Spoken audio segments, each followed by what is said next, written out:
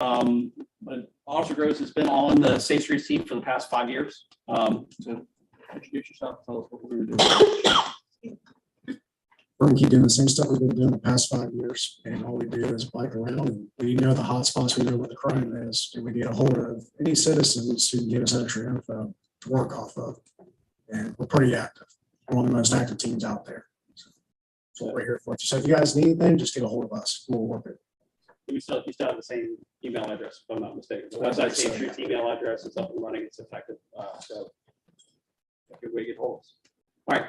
Any questions for me from the commission? Quick question, with the change in the concealed weapon carry, is there any difference now for that unlicensed person to carry a loaded firearm, loaded in chamber, like a concealed weapon licensed person, or is it not? The licenses go away.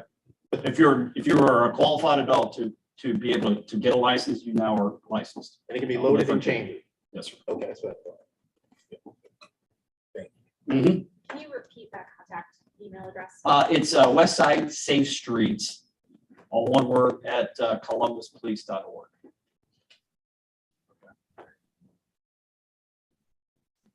All right. Well, thank you very much for your time.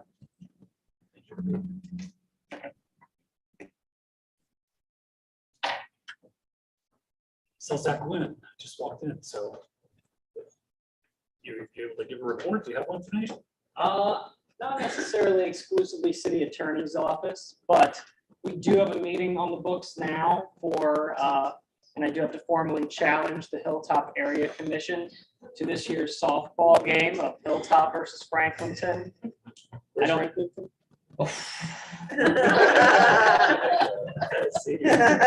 You know what? I wasn't going to bring up the score from last year's game, but while we're here.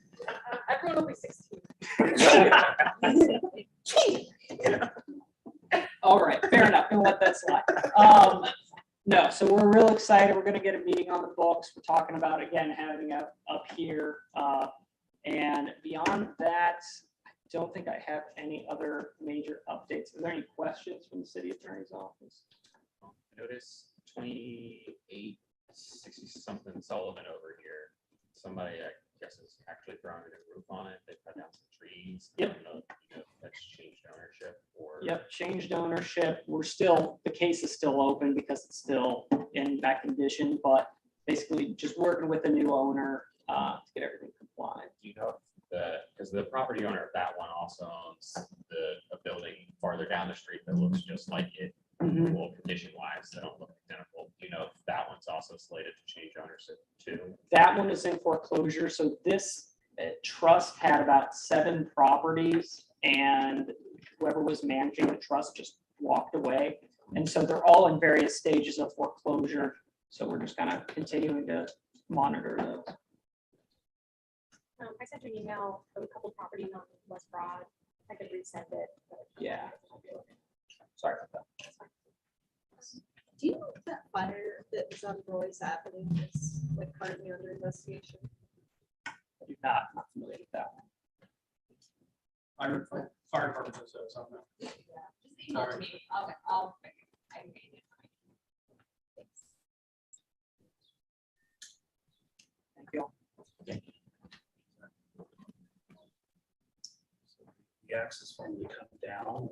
We've been invited to participate in a softball game. So Yeah, we were planning meeting on Thursday. You said you were recruiting from West High, Briggs. And... Stacking. Okay, fair. I hear the Clippers. There you go.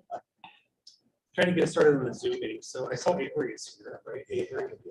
Avery Townsend, legislative analyst with the city council. Yeah, there's a microphone up there if you don't mind using it. Yeah. Okay, so how do I? It's Is got it an on already- button. Is it already the on? bottom, yeah, at the top. Oh. So All right. Is that sound all right? Sounds Oh, great. goodness. I don't like that sound of my own voice, but okay, hi, everyone. So the Environment Building and Zoning Policy Committee is having a public hearing tomorrow at 4 p.m. on electric vehicle ready parking legislation. I think about 2 months ago that JD Groves was here to talk about that. So that's gonna be tomorrow at 4 p.m. You can stream it. All the normal ways, YouTube and Facebook. And I also wanted to put, Councilmember Elizabeth Brown is hosting her Meet Me at the Playground series. There's one this Saturday at Walnut Hill Park, which is pretty far from here, but her one next month is at the Highland Youth Garden. So I definitely keep an eye out if you haven't subscribed to those the Gov Deliveries, CCC advisories. Several individual council members are hosting different community hours. So I know Councilmember Bankston, Remy, and Councilmember Brown all host kind of their monthly community hours where they're out for, you know, usually out somewhere on some side of town for an hour or two to kind of take any questions. But that's pretty much all I have for right now. And a huge thank you to everybody that came to the council community meeting. And if you had any questions or follow-ups, we are entering those into 311 now. But if you had anything that came up, somebody else does not like the sound of my voice. Sorry. If you had anything that came up that you were wondering what the follow-up was, just let me know and reach out. Thank you. Does anyone have any questions for me? Yeah. I have one about the new police substation on Sullivan Avenue. I was Okay. wondering if there was any update on that. Do we have the new substation on Sullivan? No, no update. No update. Any update on the reallocation of officer duties to civilians? That was talked about last year. Yeah, I specifically for like code. Yeah, I don't have an update for that tonight, but I can talk to Councilmember Ramey's office again, because he had taken over from public safety from them. Because I remember we did have that conversation specifically about cars. You're talking about parking enforcement? Parking enforcement and moving it to code. I think we had talked about reallocating duties that CPD are doing that civilians can be doing, so that we can actually have our officers focusing on more serious tasks since they are so understaffed. Yeah. We talked about that last year at our bus tour, and there was going to be some follow-up. Or Sergeant Bird, we can speak to that as well. So the division of police has got, they started to get it up and running earlier this year, something called the Right Response Unit, which are licensed social workers, clinicians, and other resources that are actually inside the radio room vetting those type of calls so that they can determine if it is it or is it not necessarily a police response. So that is up and running. I know it's expanded as time goes on, but it is now. We're not quite at 24/7 staffing for that. It's one of those things where something does come in the radio rooms and says, well, this should go to happen. But that is already in the morning for it to happen. Yeah. I'll wait till my updates to. We do have a new public safety chair. So I can repoke that conversation with them now. I think, well, and then also code enforcement got moved to under building and zoning services. So some things have moved around, but thank you for reminding me of that. Anybody else have anything or?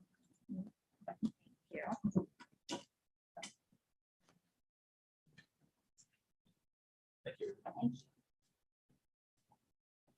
Disagree. So Westside Pride Center manager of the Department of Paved Roads with the city of Columbus.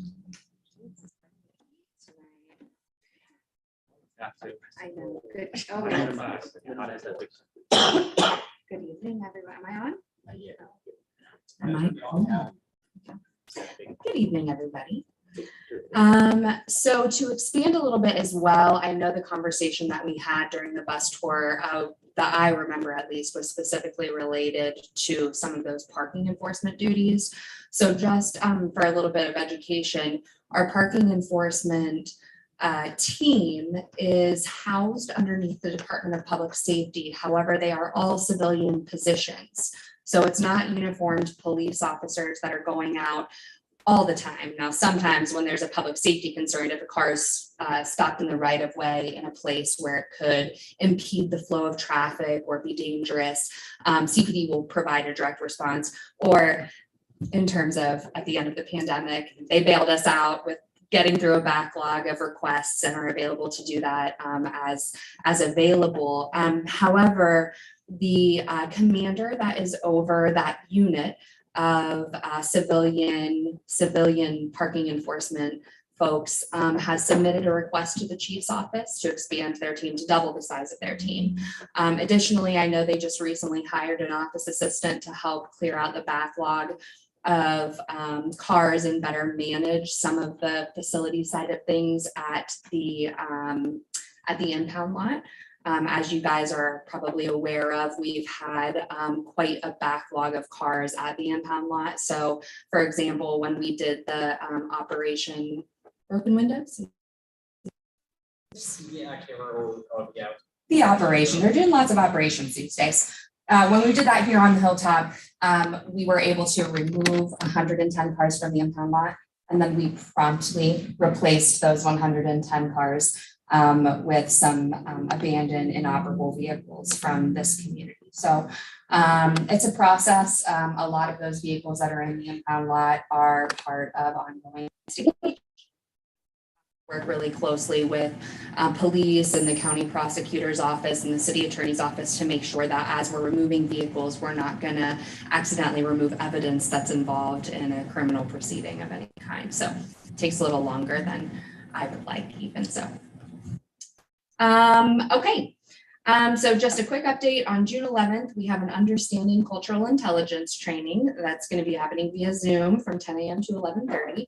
Also wanted to provide a quick reminder to everybody. I know we had a little bit of a conversation about it during our last meeting, but we are in the public comment period right now as we're wrapping up the pilot project for the Slow Streets project, which converted 3 streets just over here south of Sullivan from 1 way to 2 ways in an attempt to slow the rate of speed. And so the Department of Public Service is really looking for feedback from the community regarding whether or not they were able to, tell a noticeable difference, if they had any concerns regarding that initiative. And so I'd really encourage you right now, the information's on the screen there.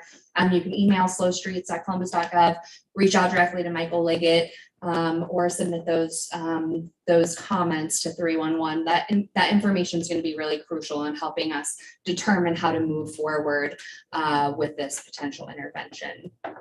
Also wanted to just touch a little bit on the EV parking legislation. So I know we had a conversation about it in our previous meeting when JD was here, and technically the public comment period is over. However, I just want to draw your attention to a lot of that legislation is going to impact the work of this commission as we're looking at things like parking variances and things of that nature. I personally have some outstanding questions about how that might impact the work that we do here. So I would really encourage you guys to give that some thought. And if you have any questions, I sent the information in an email, but I'd be happy to chat with just my own questions that I have with you and make sure that we relay that information to council as they're considering the legislation. The next thing that I want to say is the final reports for the area commission for the previous fiscal year. We're due on May 31st. I know Sean's not here, but we are waiting for GHACs.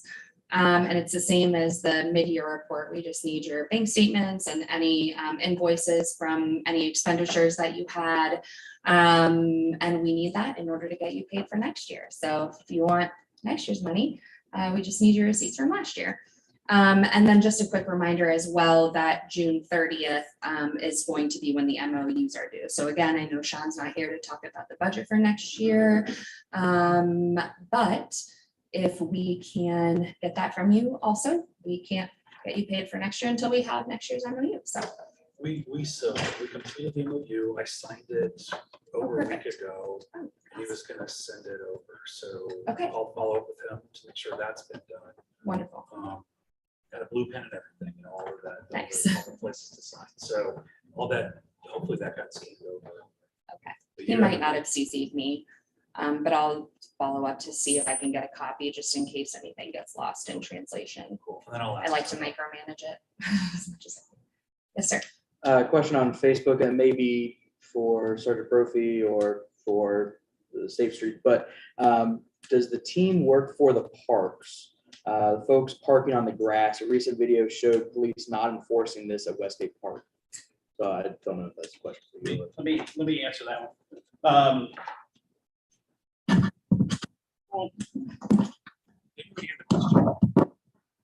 Okay, so the question was about the police department not enforcing parking violations inside the property of the parks.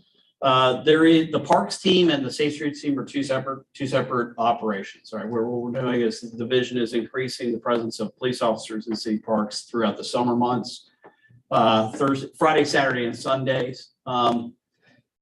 But after we've had a number of meetings with the Westgate Park, in particular Westgate Park and the administrators over there, if we do not receive a complaint of parking from the director of the park, we are not going to enforce parking inside there. Most of this is not really enforceable by us anyway. It's parking on, it basically is not parking on public streets. So if the park complains about a parking violation, we will address it. And that's, it's only coming from the director. Other than that, because we've asked for, you know, the parks to do a few things to limit access to parking outside the parking lots, and they haven't done that. So until that happens, we're not going to get in the middle of this dispute at the end of the day. I guess I had to follow up on that. Who made that decision? It kind of sounds like So there's a it's- tit for tat going on. There really is. It's because it really kind of, most of the parking violations inside the park outside of a fire lane and a handicap parking space really is not our jurisdiction. Because it's a Okay. private Because property. it's not a So- public street. But it's owned by the city. But You would think we would have an in, but Yeah. we know that. So, you know, the big complaint has always been parking in the grass and stuff like that. That's not really an enforcement parking violation for us, for the division of police. What I will say though, is that as part of our summer safety initiatives, I know the mayor's office as well as the chief of police are really prioritizing evaluating our public parks for ways that we can increase safety. And that is one thing that we have discussed as being something that should be evaluated as a part of that, and looking at, is there a way that we can put preventative measures there to prevent people from parking on the grass?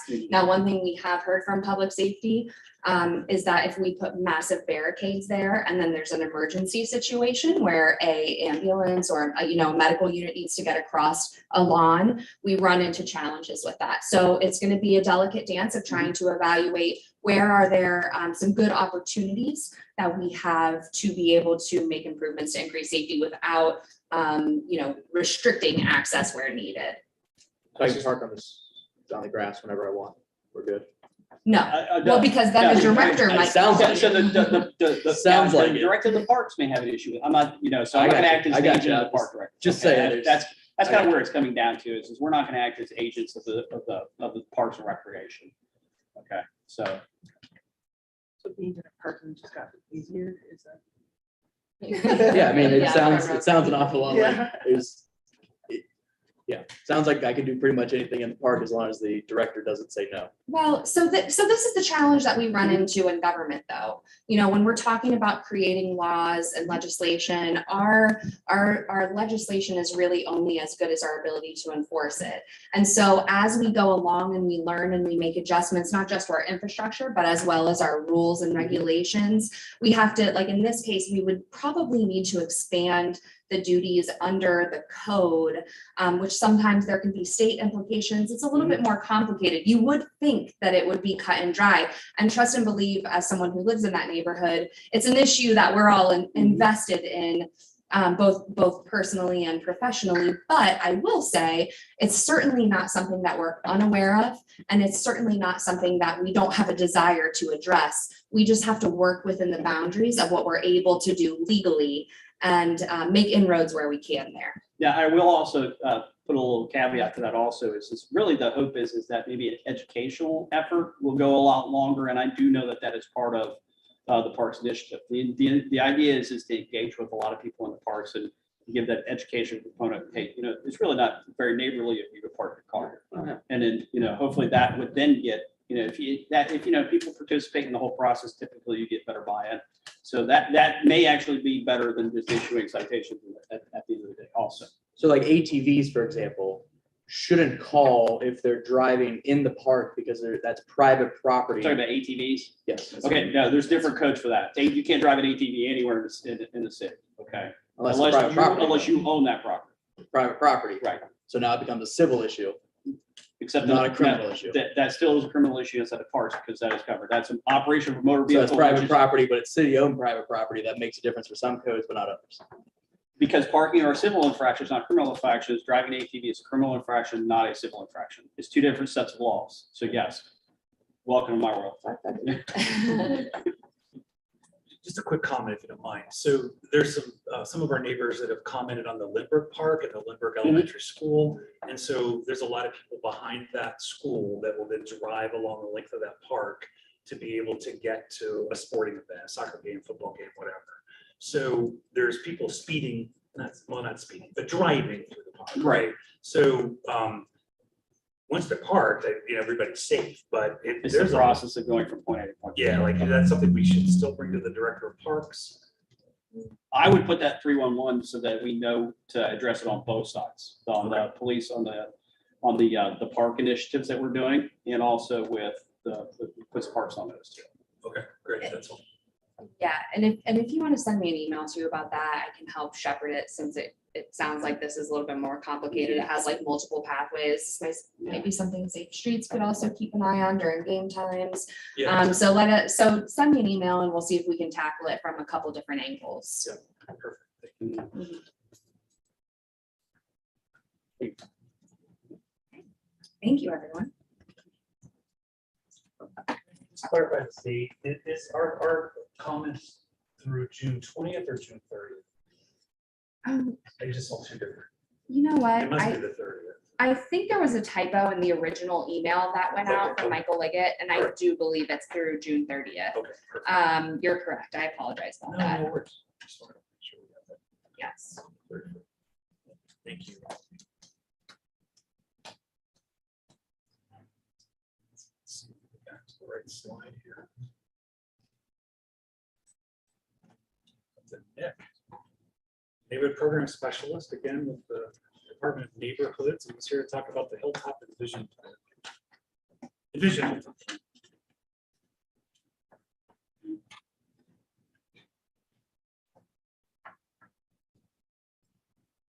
Evening, commission members. Nice to see everyone this evening. Quick update on Envision Hilltop. The Envision Hilltop Advisory Committee met on May 20th, a couple of weeks ago. Meeting went really well. Subcommittee work continues to move forward. Just as a reminder, we have 3 subcommittees that are driving a lot of the work of the Envision Hilltop plan through. They're divided up into people, place, and home, which are the 3 pillars of the Envision Hilltop plan. The people group will be meeting this Friday from 11 to 12. Ashley Montana is here, or no, she's with home. Kevin Orr with the Shalom Zone is the facilitator of that group. So if you're interested in getting that invite, please reach out to myself or him and we can get you that information. I know that the home group's working on getting their next meeting scheduled as well as the place group. So those should be forthcoming here in the next week or two. The next meeting for the Envision Hilltop Advisory Committee will be the last Friday in July.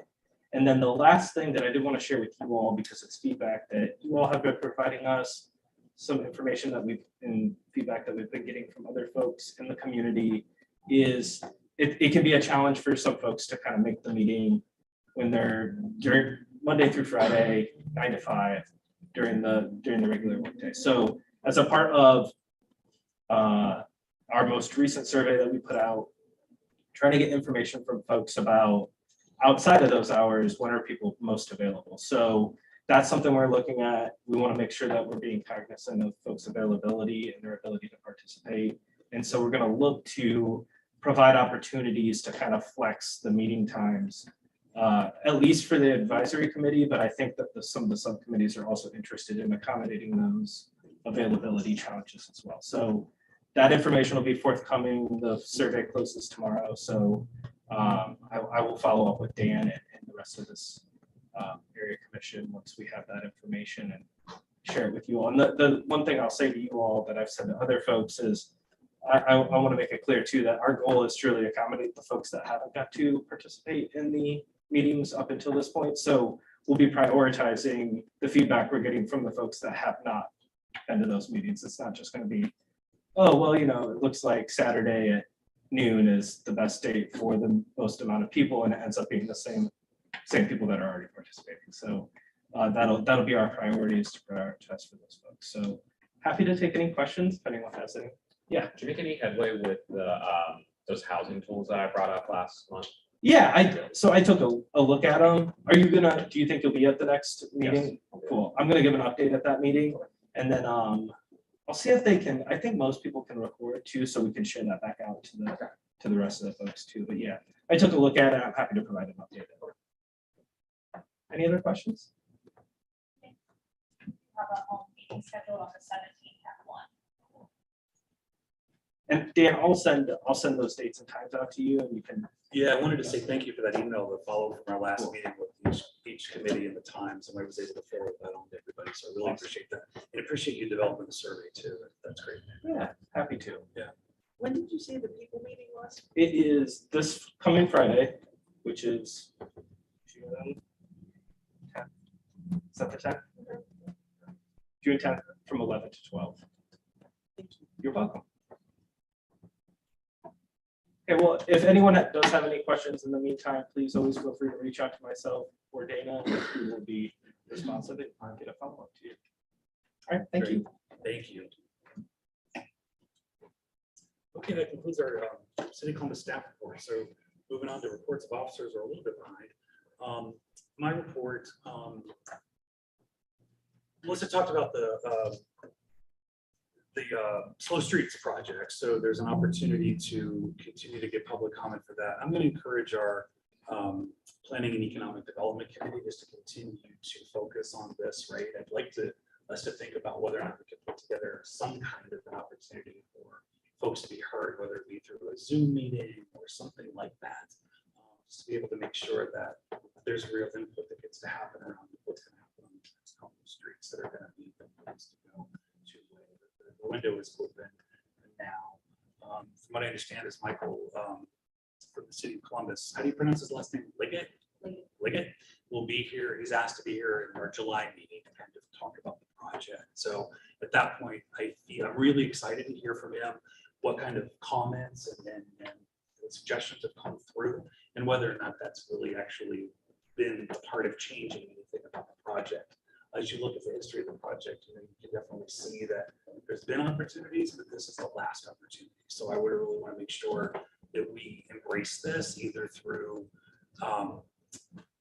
ongoing kind of social media blasts, or if we actually are a little more proactive and actually pull an event together, whether we call it a public hearing or a listening session or something. This is important. I think this is important. So I don't know if that's a report. I don't know if that's a motion. Sometimes I don't know how to run these kinds of things, but I really want to refer that to committee, planning and economic development, that we actually be proactive. Certainly, some room. Yeah. So I don't have an internet connection. I'll work on this after my report. If that's, is it busted? Black screen. Okay. I just wanted to clarify, I thought, it was my understanding that Michael was going to be attending the Planning and Economic Development meeting in July. Did you respond to you that he'll also be attending the full commission? I thought that's what he said to me in an email. He was on vacation and I was just trying to clarify when he was wanting to come back. And so he said that he wanted to come to our full commission meeting in July. Okay. Well, What is the next planning and economic development? Do you have a schedule?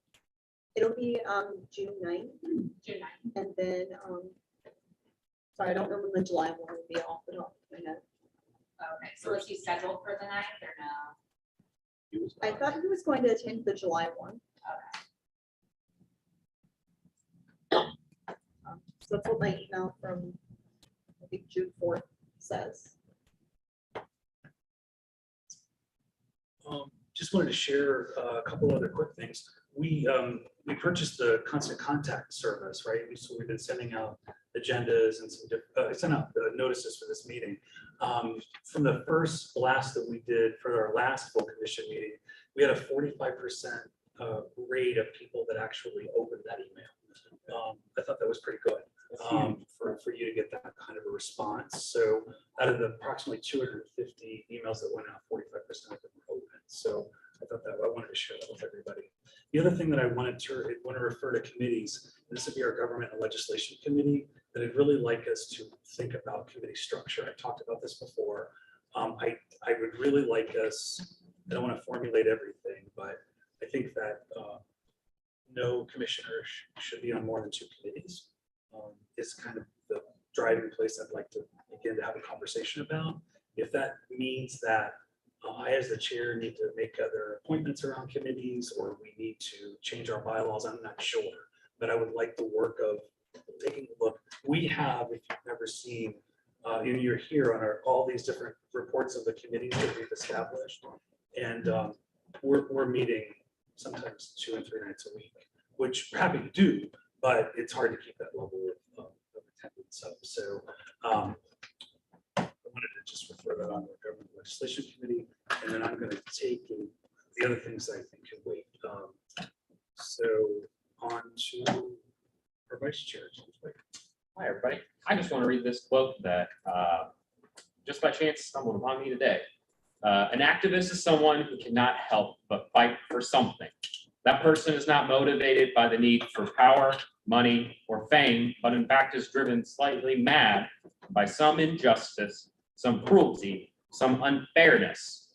So much so that he or she is compelled by some internal or some immoral engine to act to make it better. I just want to iterate that anybody that makes you feel any type of way for making this community better should have some issue with themselves when the fact that I am trying to make the Hilltop a better place. So don't come for me when I'm coming for you to do your job. That's all I got. I'm going to move on to our report from our treasurer. Sean wasn't able to be here, so I'm going to present what we have here.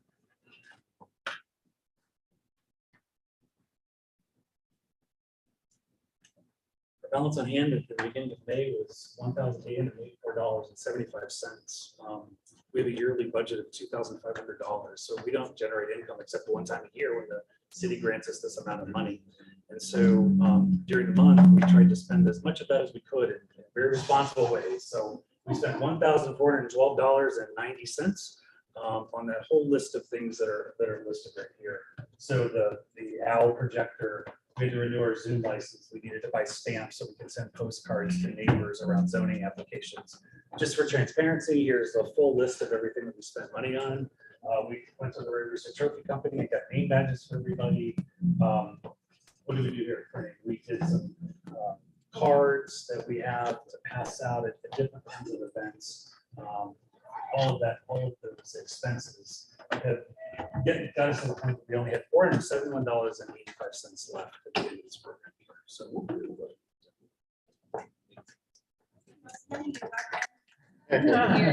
Literally, I'm very proud. Good shot. No, I think it was a really good strategic use of the money. I think, great. Okay. So on to committee reports. We're going to start with our zoning committee and our chairs, Patrick Mark and Rich Wynn. We technically heard no applications because no applicants showed up. We did, however, discuss one application, the Eureka Avenue. That particular application,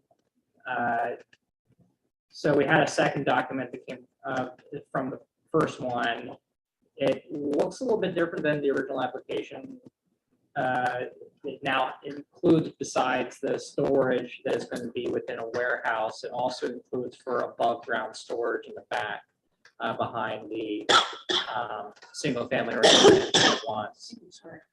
So there was a pretty significant difference I found from the new pages from the original application of the all.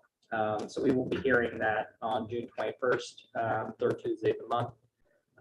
The other application we'll be hearing will be on Ryan Avenue. That one is that one is a little peculiar. It's looking to have a license, well, not a license, it wants to be zoned to be able to be a sober living house. It's currently an apartment complex, and so they want to be a sober living facility. It has no, there's no licensing required for that in Ohio, so they are not licensed. It is a for-profit LLC. So they just want to be able to be rezoned to be able to hold a sober living facility and a residentially zoned building. Other than those two applications, I did talk to city council when they were here, to a few members of city council when they were here at the West Side neighborhood thing. I also did email the applicant for Sheets. So I talked to them about the Sheets application, and I also emailed the applicant. Apparently it's being held up and not being heard by city council because the Department of Planning doesn't approve of the application. So because staff doesn't approve of the application, they're currently at an impasse. At this stage, the only thing that we can really do to change is put additional pressure on city councils, my understanding of the situation. That's very helpful. Thank you. Questions? Refer something back to zoning. You actually wrap up a letter, but so we can approve. So we did give a letter to city council already, and I brought a copy of that and gave that to the zoning chair's staff that was present, because zoning chair Rob Dorans was not present. So at this stage, I'm curious what more I can do besides a letter to city council. I'm wondering, and then we will discuss this at zoning, if a letter to the editor is appropriate at that stage. Should we send one to planning to ask if they have any actual implementations of anything else that they're gonna put in over there, since they don't approve the sheets, if they're gonna actually build something in our community or an overlay over it that'll allow something else? Because it sounds like they're just saying no to say no and not offering anything in return. So we either get the sheets or they do something. They can't just say no and walk away. Yeah, I could try and invite somebody from planning to be there. Melissa, is there any way that you could try and contact somebody from planning? Thank you. Just to clarify, is your request to better understand what their position is to the project? Yes. Yeah, question, and then also possibly have them come so we can provide feedback on what community supports us. Do you have specific questions about the content that was in the staff feedback form online?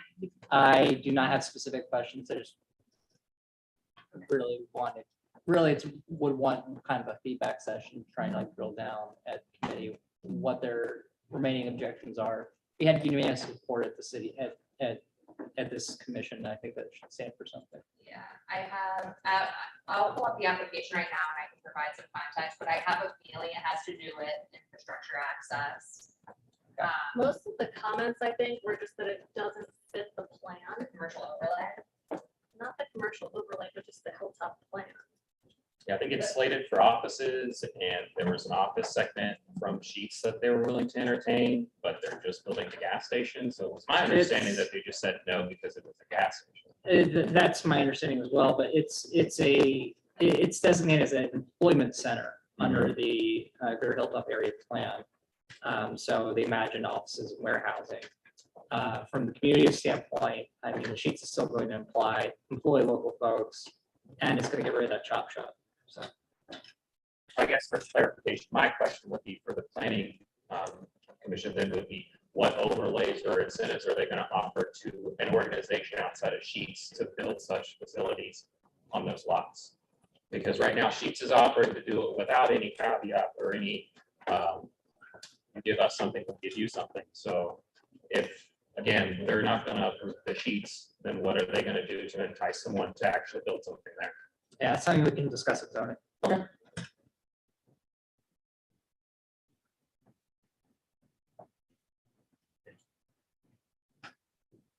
Any other questions?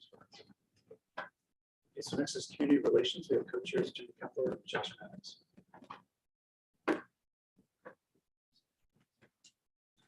So we met on the 24th at the Design Refinery. And we kind of had a quick meeting. We discussed sending out the volunteer sign up again for our tables that we're going to be meeting, setting up to talk to the community essentially. So for example, so the next date is this coming on the 18th. We will have a table at the Westgate Farmers Market. And so there's kind of an example there of what we're kind of discussing, getting some tablecloths to kind of pretty it up a little bit, make it look a little bit nicer with our logos, and getting a new run of counter cards to update for the new commissioner that would be nominated this evening, potentially, and then update some email addresses, that kind of stuff. And then we also briefly discussed the nominations, and we then adjourned.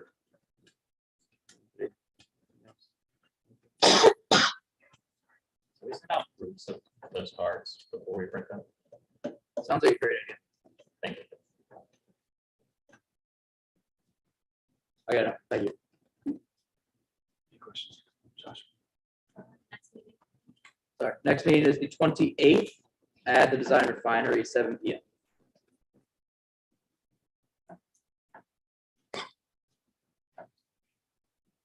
So our next committee is our government and legislation committee. Our co-chairs live right now in Jenny County.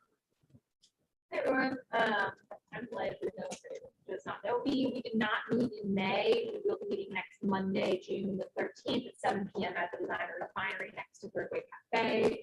We will be discussing what Dan brought up, so community structure, as well as a couple pieces of old business. Everyone is welcome to attend.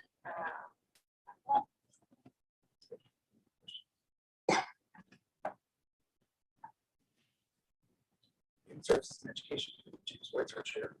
Everybody, we do have a brief update on the Columbus City Master Plan, Columbus City School Facility Master Plan.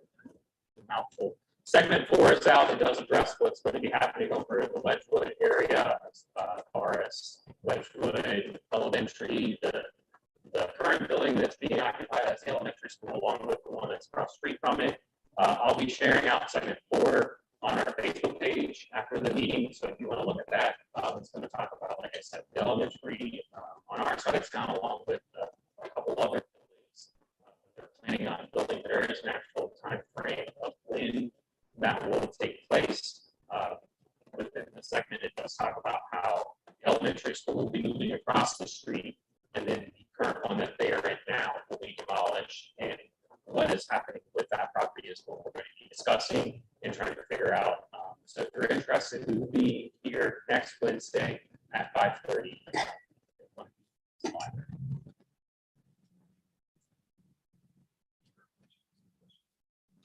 I can get with the other elementary schools on the website. Those they have not addressed yet. They've just talked about one of them. I believe they're doing it in multi-level phases.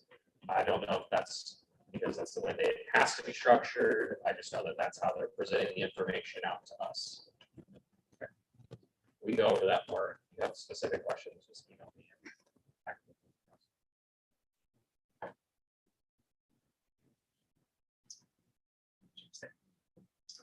Under our liquor permit review committee, our chair is Rachel Wynn. Thank you. We did not have a meeting because I accidentally scheduled it on Memorial Day. And we will be meeting tomorrow in lieu of that meeting at 6 p.m. here at the library. We will be discussing a few transfers and new applications for permits that Mr. Quinn sent to us, asking for input. One of them is Spotlight 2. They are seeking a new D2 permit, which would allow them to sell wine and mixed beverages, and also sell those for carry out until 1 p.m. And I think there's some community concern over that. Lisa Boggs sent an email, I think she copied you on that, Dan, about just what's going on at that location. We'll be discussing that. There's also a transfer to Third Way Cafe of liquor permits, various permits.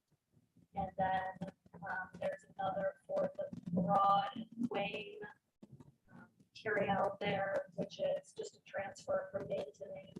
So it doesn't look like anything's changing, might be a new owner or just a renaming of a business entity, but yeah, that's just transfer.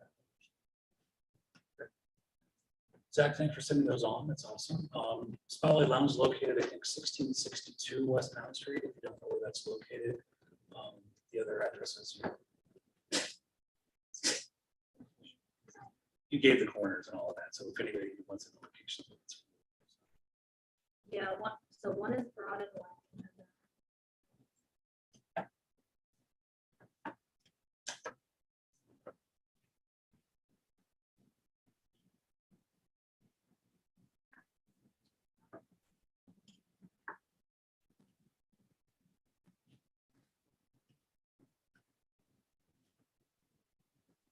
The Broad and Wayne Market, it's 2403 West Broad Street. Spotlight 2 is 1662 West Mount. And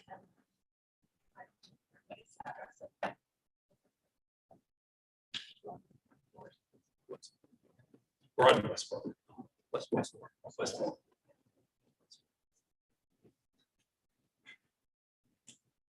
Any questions for?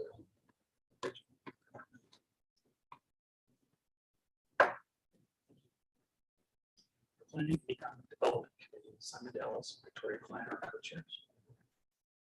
So we met twice in the month of May. So we met on May the 12th and discussed the electric vehicle parking readiness ordinance with JD Groves. After that meeting, Patrick drafted a letter that we'll be going over, I think, later today. We also met on May the 23rd with Michael Liggett and talked about the plan for the bike path. And we voted to approve the letter that Patrick wrote regarding wanting the electric vehicle readiness ordinance to actually be like equitable for there. Oh, and our next meeting is June the 9th. It'll be at 5:30 at the library. I think we're having a presentation. We are having the Columbus Financial Empowerment Center, which is an organization that focuses on free education for folks about financial well-being throughout the city. So we're very excited to have them join us.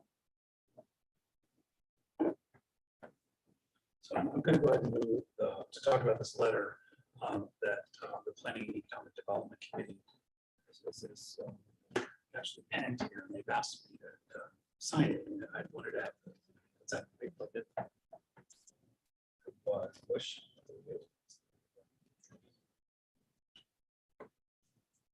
That's just so technical.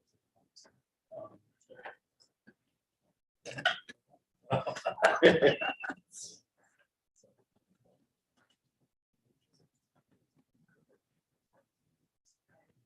is.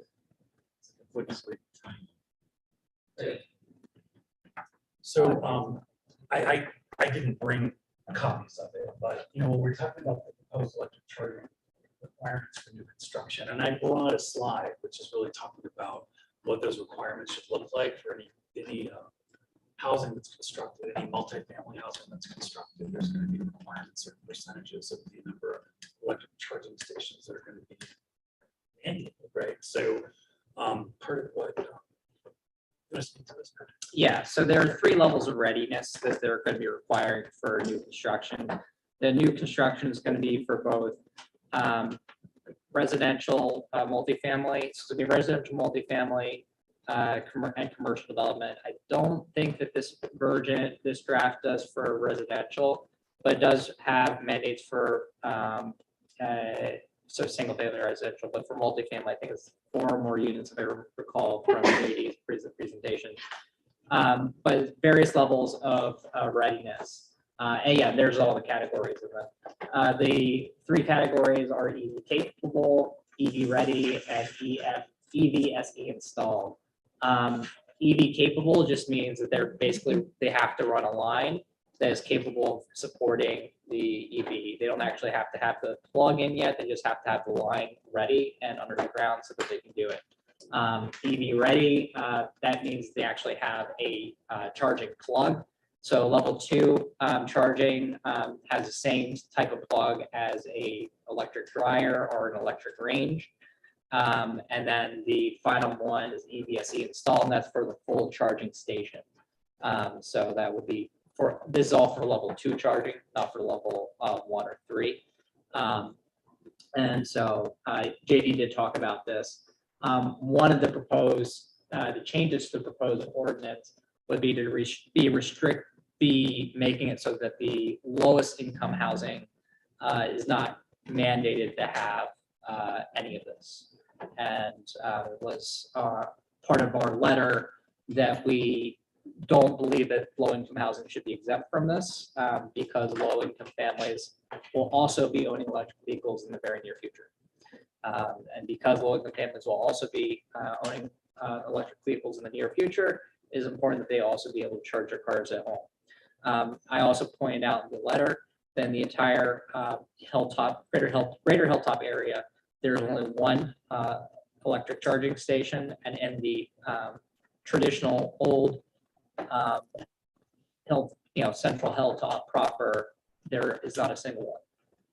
So it is important to us that if this ordinance is exempting classes of low income development, it's my fear that the west side will also not have any more charging stations in the future.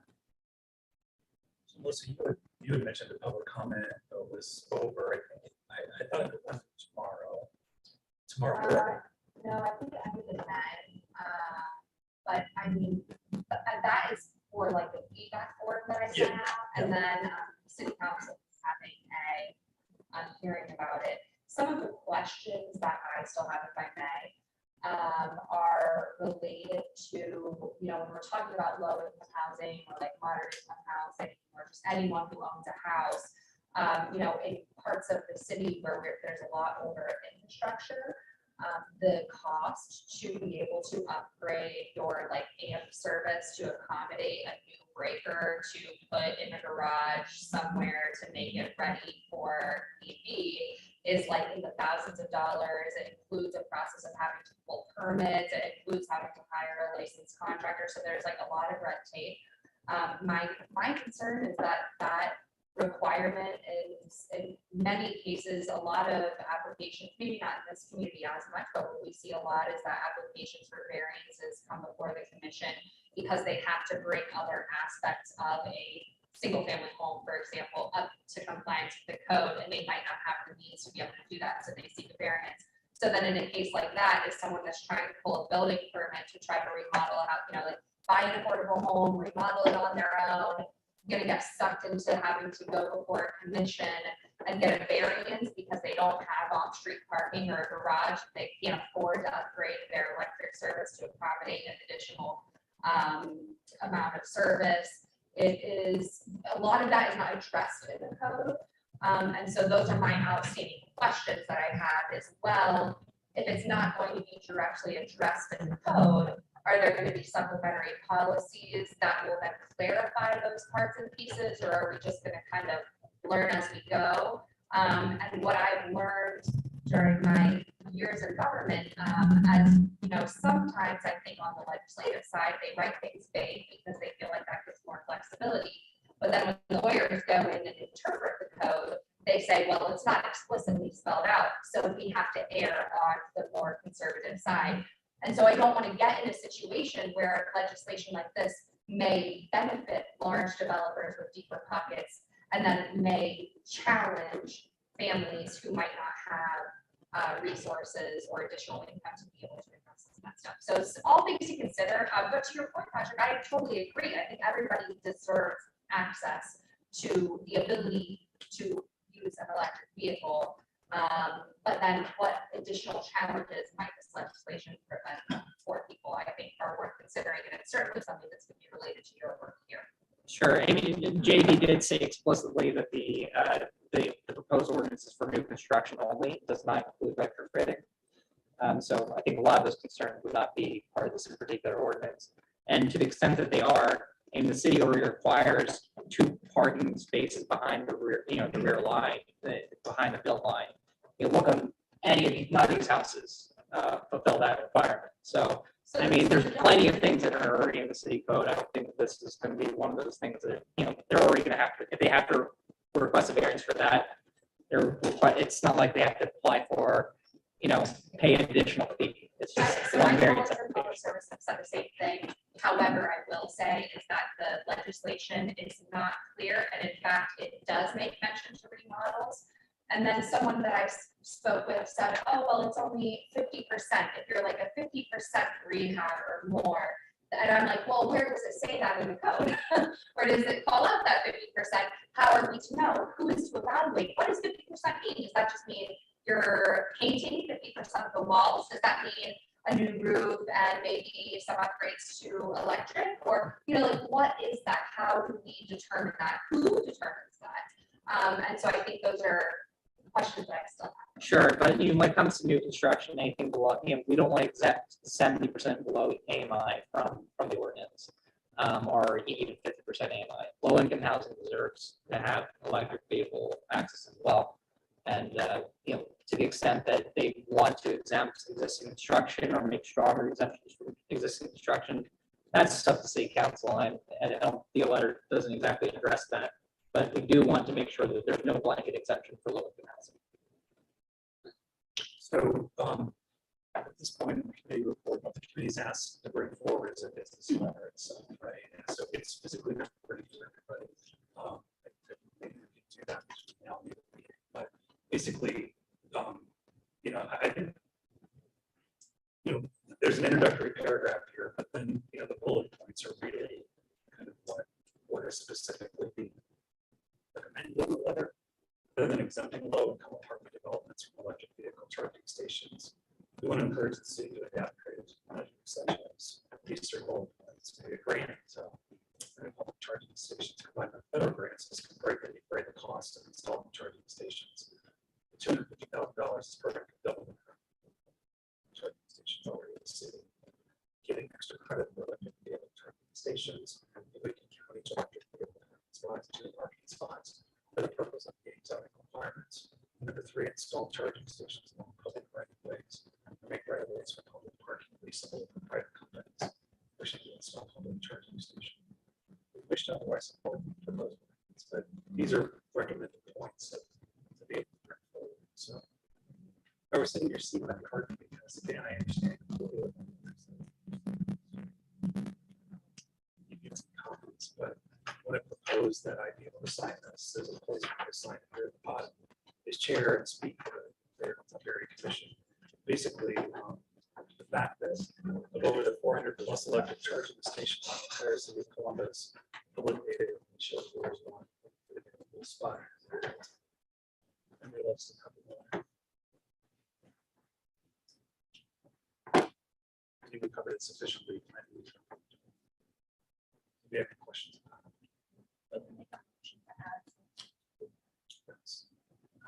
I would like to suggest to the city, they provide on each charging station an adapter for electric bikes. They only cost $85 to $95 retail, probably cheaper than that wholesale. And then we make it more accessible to more people. People who might not yet be able to.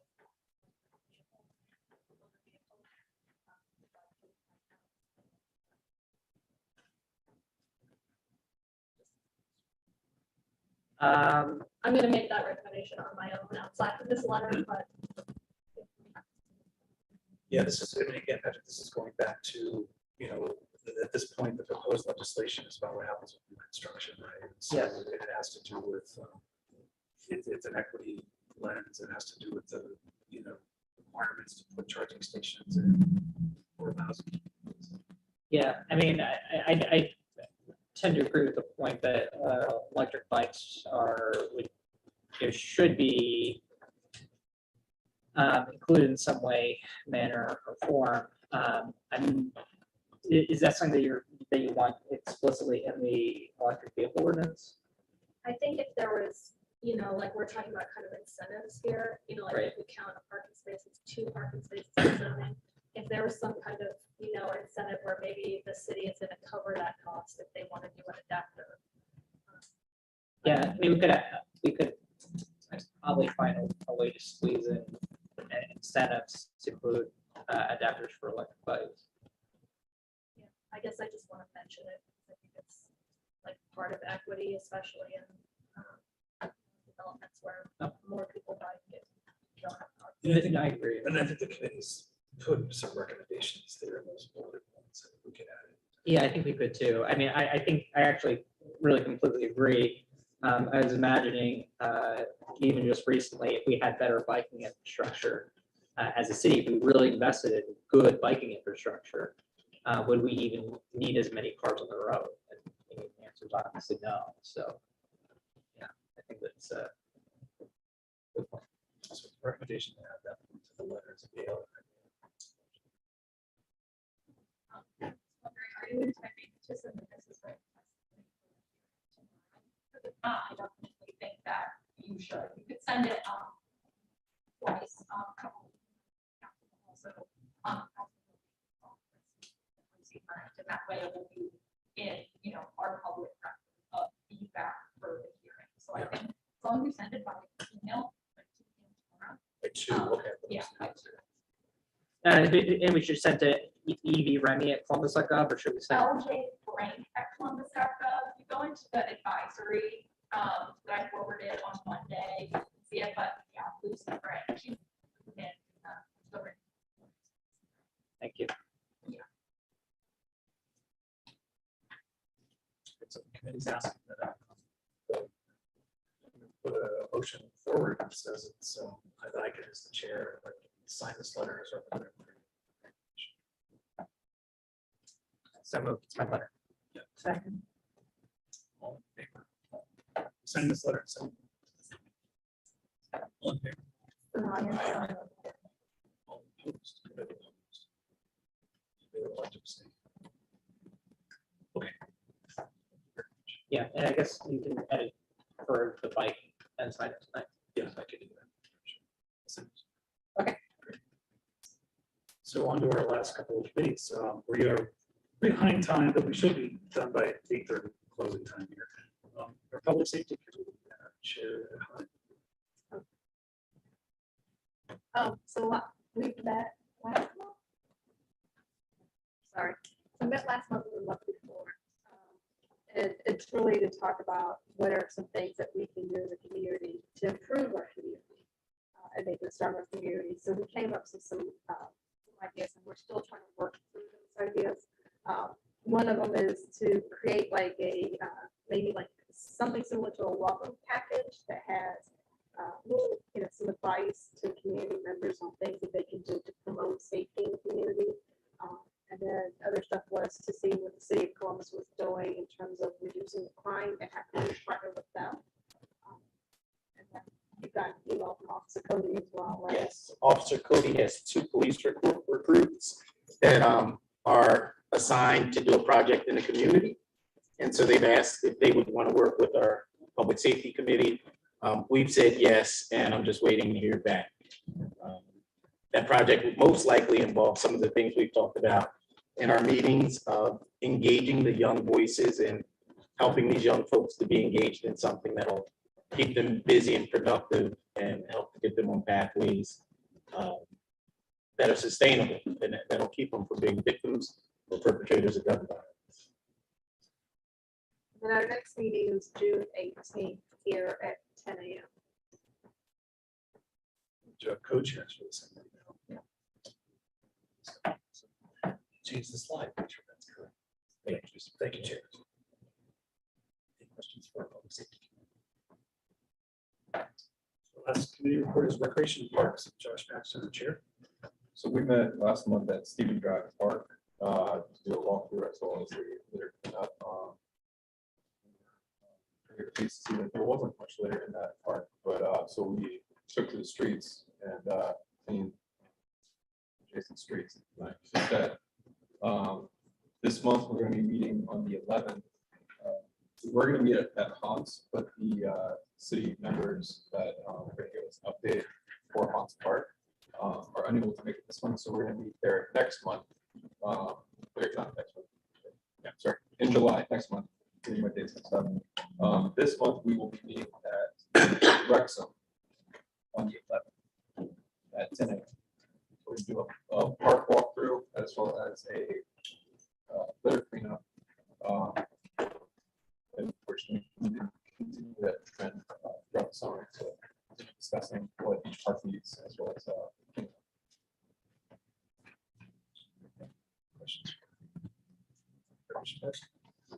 have a question, and it's truly a question. Would it have been you who might have known, have we ever done any research to figure out public restrooms in the Hilltop? Or I know at one point we were really pushing access to warming stations. There's a house on my block doing construction and it has a porta potty. And the number of people that I see use it tell me that there's a demand for people to have access to a clean and usable bathroom. And I don't know if that would be Wrexham Park, but I definitely see the demand, and I'm curious to see what we might have as history. I've actually noticed this recently because over Memorial Weekend, I demoed my bathroom to replace all of the stuff from the 30s. But there are no public restrooms within the walking distance of my house. I'm talking about Family Dollar, UDF, BP, Subway, all over here on the corner. None of them have any access to public restrooms, and I think that is underlying issue is because of COVID. A lot of people just never opened their public restrooms back up, and even here at the library on weekends, they're only open from 1 to 5. So I can attest to the fact that having access to a clean, usable toilet in the Hilltop is a struggle. I had to go and get a Planet Fitness membership just in order to use the bathroom in the facility that was actually clean and maintained on a regular basis. So, but the Porta Johns are maintained. They're contracted out through the city of Columbus at Parks and Recs. But are they scaling those back? I thought they were getting rid of those because of like the heavy use they were having. Love-hate relationship with the porta potties specifically.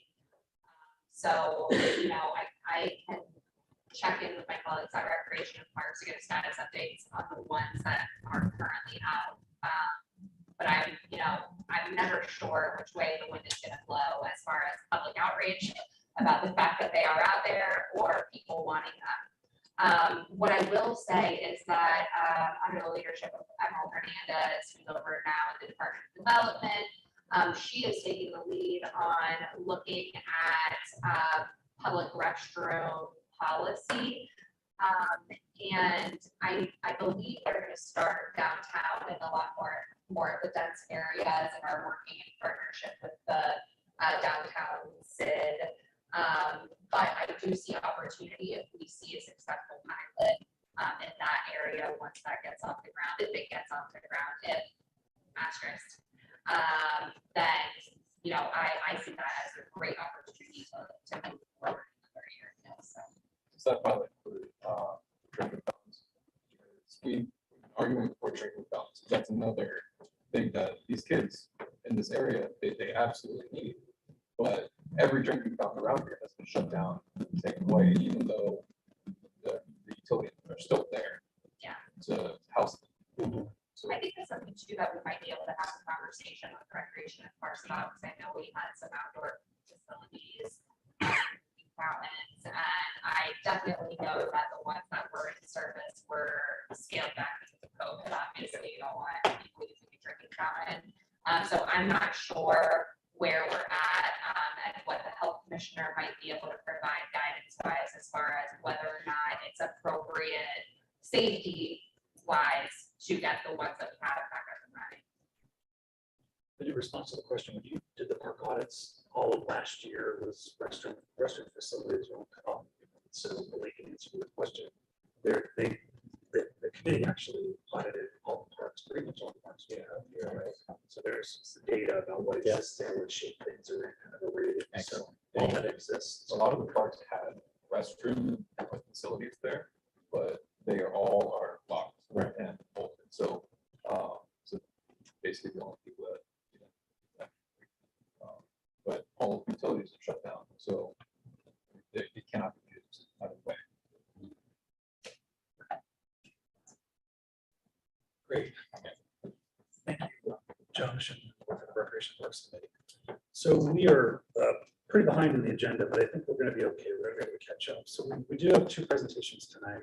I thought it was important for the Hilltop Early Learning Childhood Center to really give us an update. So Paul Neal is here. Paul, are you going to be speaking? Yeah. You have a presentation, which I turned forward. Dan, do you want us to move this back? No, I thought that way if you could speak from there, people in the audience could hear also. Yeah.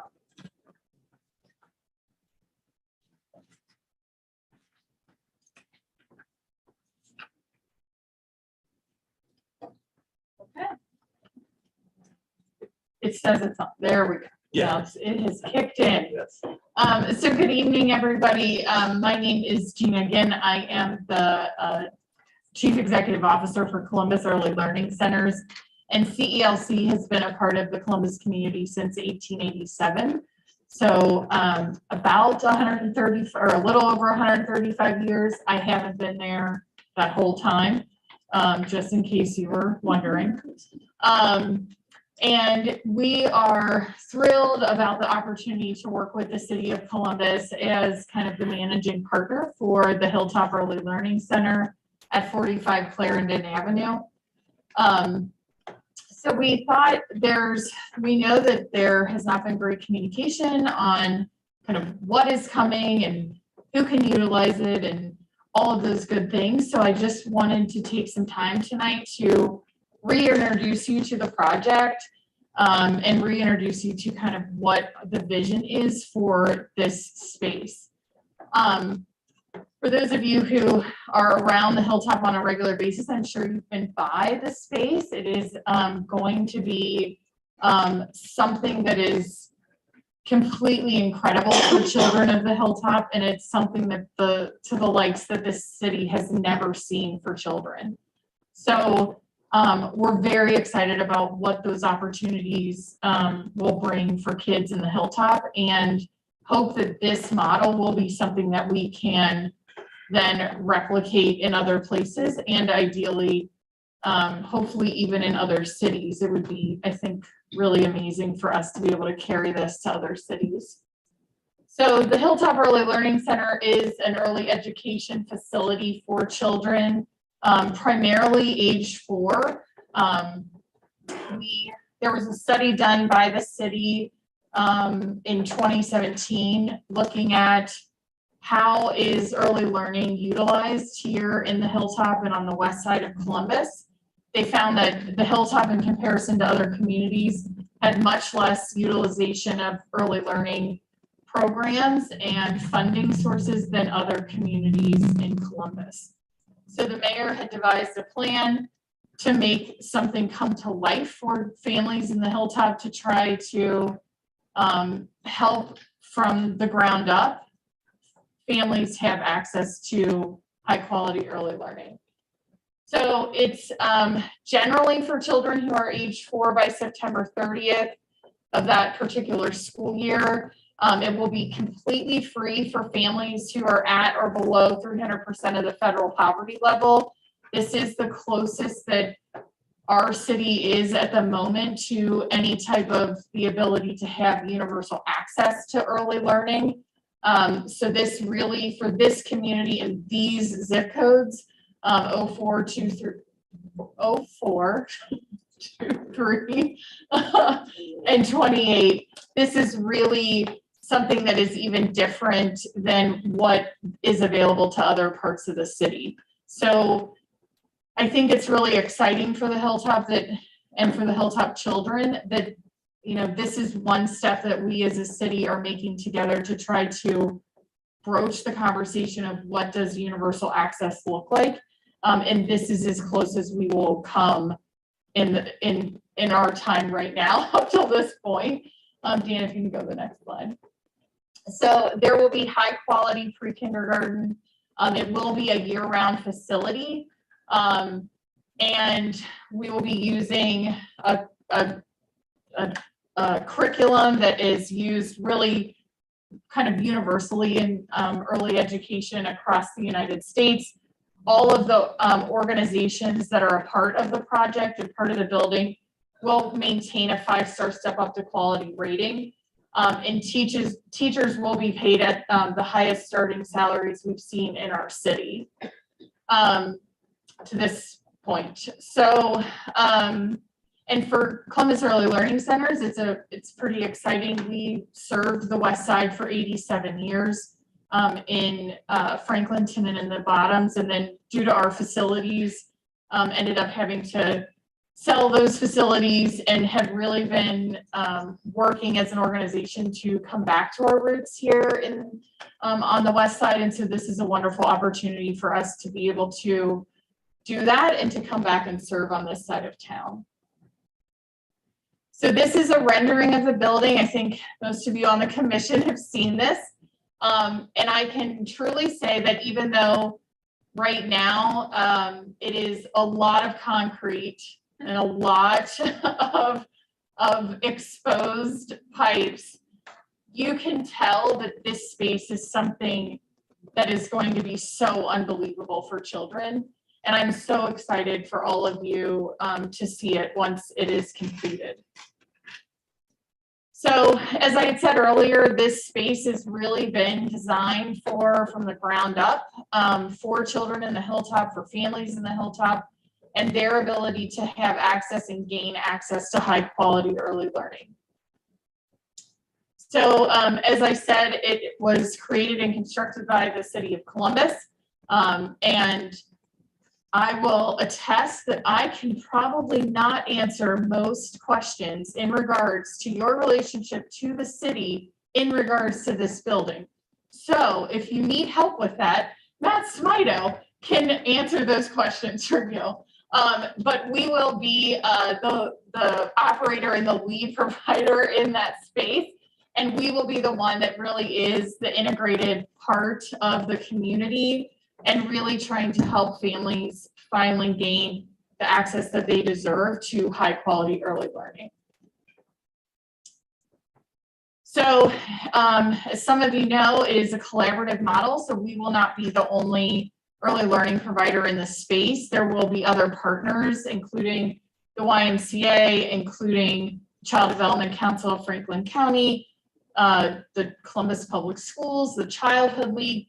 So it's going to be this very robust collaboration of partners, ensuring that all children, regardless of need and development, will have access to the highest quality program that is needed by that particular child.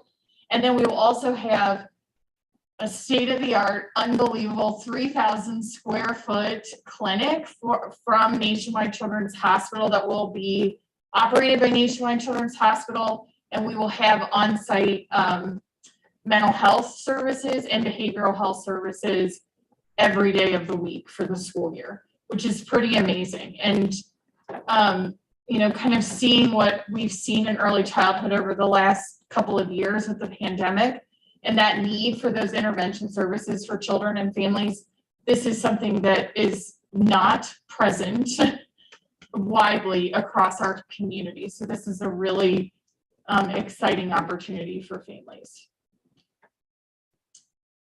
And then just the comprehensive services that we're hoping to provide, lots of wraparound services. We're also working with a branding communications organization that we're hoping will help also kind of rebrand that area with, you know, Highland Elementary being there and Highland Gardens, along with the Boys and Girls Club and the charter school. We really want to show families that this is a space and an area that they can access really from the time a child is, you know, in their very early formative years, all the way up to high school. So other family supports we'll have in there, we will have a mini food pantry that will be available and accessible to families every single day. We'll be doing monthly take-home groceries for families. There will be 7 different types of health screenings that are done with children throughout the year. We'll have supports for housing, rental assistance, and utility assistance.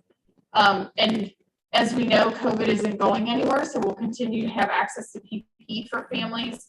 And like I said, with Nationwide Children's Hospital being on site, kids will be able to have all of their checkups as needed, vaccinations as needed, and access to many other services. We'll be doing monthly family engagement nights and community engagement nights. So we're hoping that, as we get off the ground, that the commission will maybe come and do something fun with the families. We really want to utilize this space to give partners in the community access to the families and to show them how to be better engaged in kind of the civics of who we are as a community. And then there will be a commercial kitchen, fully operational 5 days a week, providing breakfast, lunch, and snacks to children throughout the day. Some important days for us is that we are hosting 2 listening sessions here for families and community members. All of you are invited, so please attend if you would like. We'll be here on June 28th from 5:30 to 7, and then again July 27th. And then we will be with you shoulder to shoulder at every single community event this summer, helping to spread the word to families about the opening of the center and what those resources are that we can provide to families as it opens. And so, again, if you have neighborhood concerns, please talk to the city. If you have any concerns about the center, or if you have questions about the center, or you're looking to partner with us in any way, we're happy to talk with you about that. And Paula and I will be here after the meeting as well. And then I think I went under 10 minutes because I had 15 minutes on the agenda and I wanted to leave it open for questions. So we will take questions. Yeah, go ahead. Do you know if there's going to, or those wraparound services are going to be offered to anybody outside of enrollment? I know the center has like a limited capacity, so I don't know if like, the kid across the street like wasn't able to get in, or they're not under the or appropriate age. So like, would they still be able to go over to like, so is it Ohio Health? Nationwide Children's. Nationwide. Yes, so that clinic will be open to all children in the community, regardless of age. They don't just have to be an early learning child.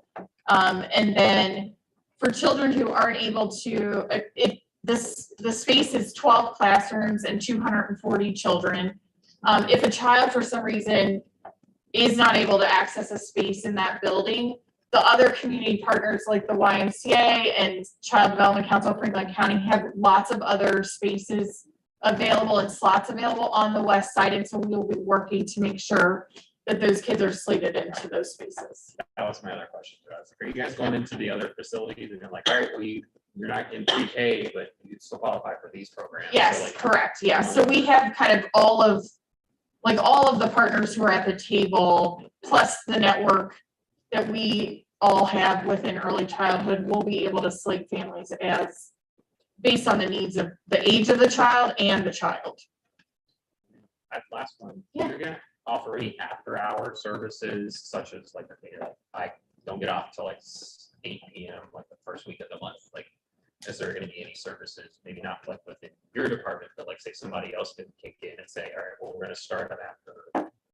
We're going to watch these kids until these parents come home. Is that something that optional? So we are open to everything. So Columbus Early Learning Centers, and Dan can kind of attest to this. We really, at all of our locations, we look differently because it's based on what the needs of a community are. So once we are able to kind of be up and operational, we will start to see what the needs are of families and children and others in the community to figure out what program, kind of what that ancillary wraparound services programming needs to look like. But we are, we've already talked to organizations about doing ESL classes, doing like high school GED courses for parents and families, and then providing care for those kids. So, you know, it's kind of going to develop as we go, because we don't know exactly what the needs of each of the families will be just yet. You mentioned enrollment was 240. What's total capacity for students? 240 children. 240 students. Okay. And then can you just talk timelines a little bit? Timelines for hiring, timelines for filling those spots. Have you already started enrollment? Families reach out to you? Do you reach out to families? What's that process? All of the above. So yes, families can reach out to us. We do have a website up and running. It's on. It's at the bottom here. Yeah, it's at the bottom. Sorry, it just went live. This is really the premiere for all of you. So, so the new logo is being premiered tonight, and the website and everything is up. And so families can come to us, and then at all of these fairs and festivals that we'll be at over the summer with tables, they can sign up with us, and then we will go ahead and contact them and work through the enrollment process with them.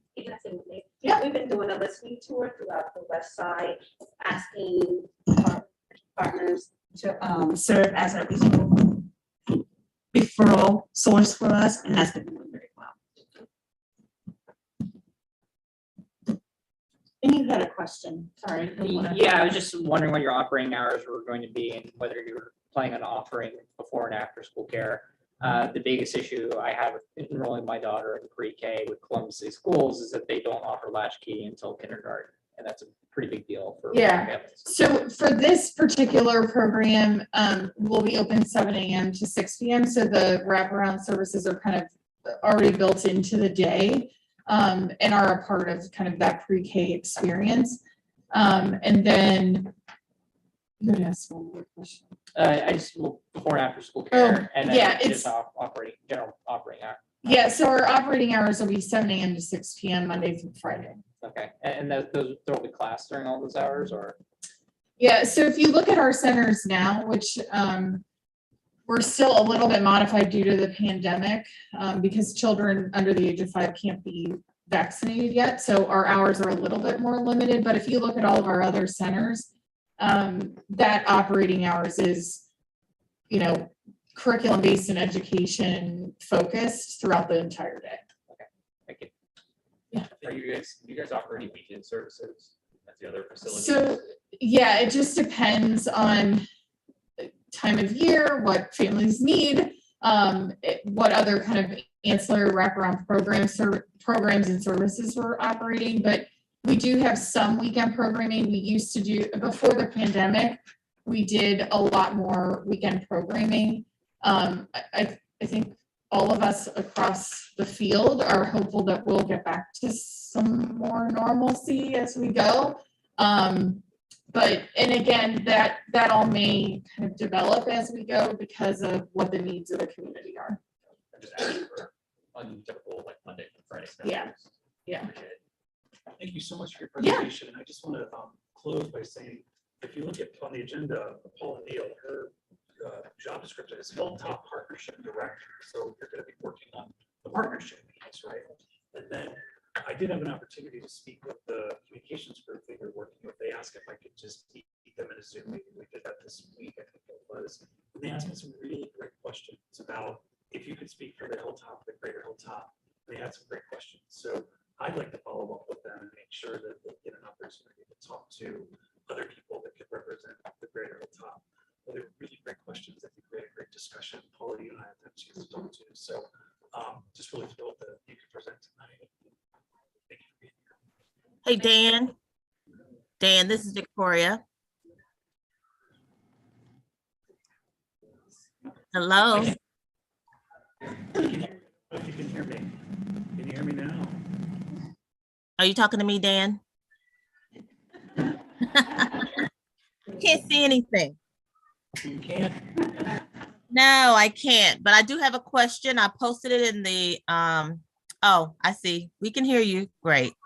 I do have a question for the presenter. So my question would be, what role will Columbus City Schools have in this collaborative? It's actually 3 parts.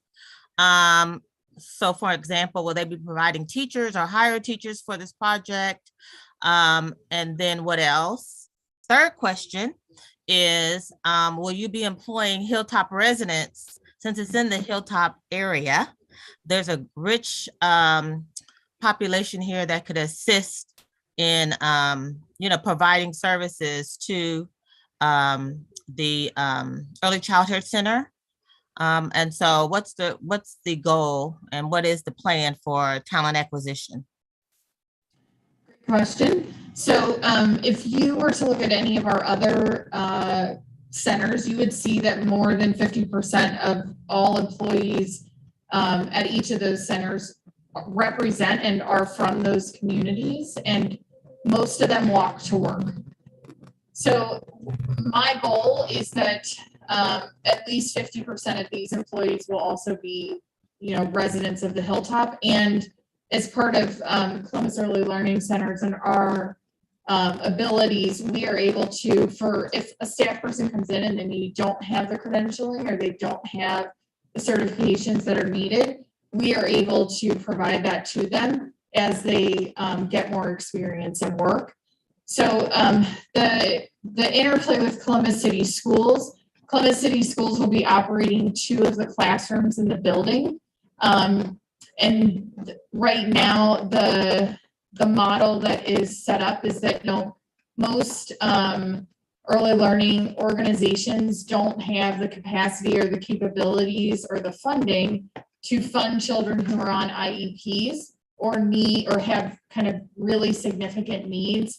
And so Columbus City Schools will be helping us to partner with us to make sure that there's fully inclusive classrooms for those students who need those types of supports.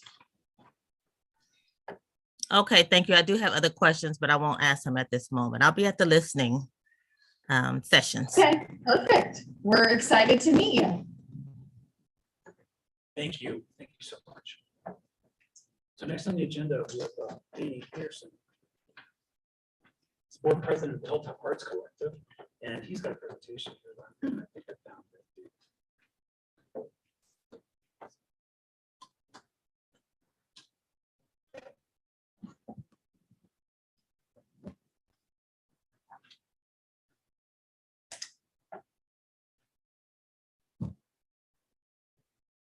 While we're waiting, thank you for commission for giving me the opportunity to come and get some updates. First presentation to the commission.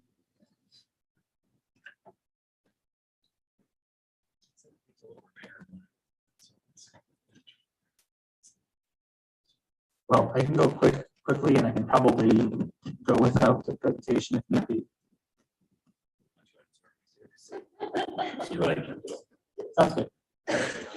I'm going to fly through this as much as I can to know we're behind. First, call out for those who do not know, as an organization, we changed our name a couple months back from Summer Jam West to Hilltop Arts Collective. Summer Jam West is still the name of our annual festival, which I'll talk about in a little bit.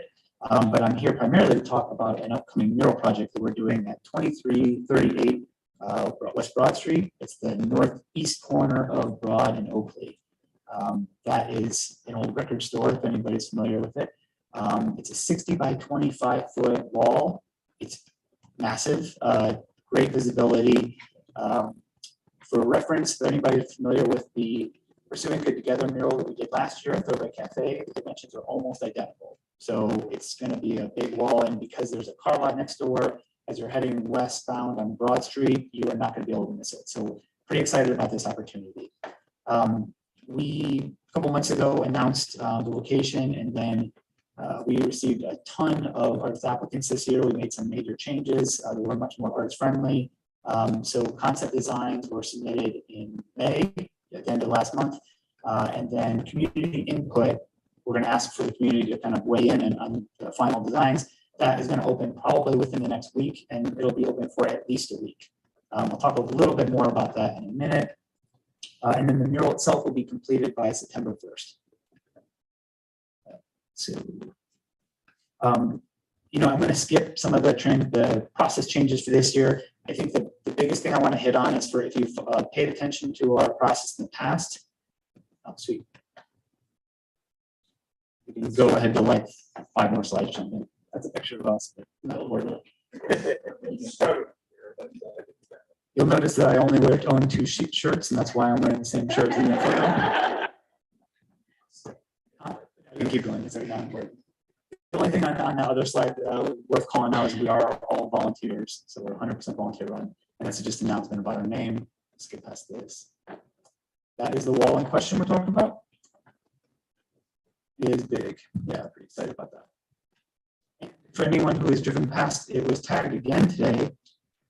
Research is pretty clear that murals have a tend to most taggers will avoid murals, but we always apply an anti-graffiti, anti-UV clear coat.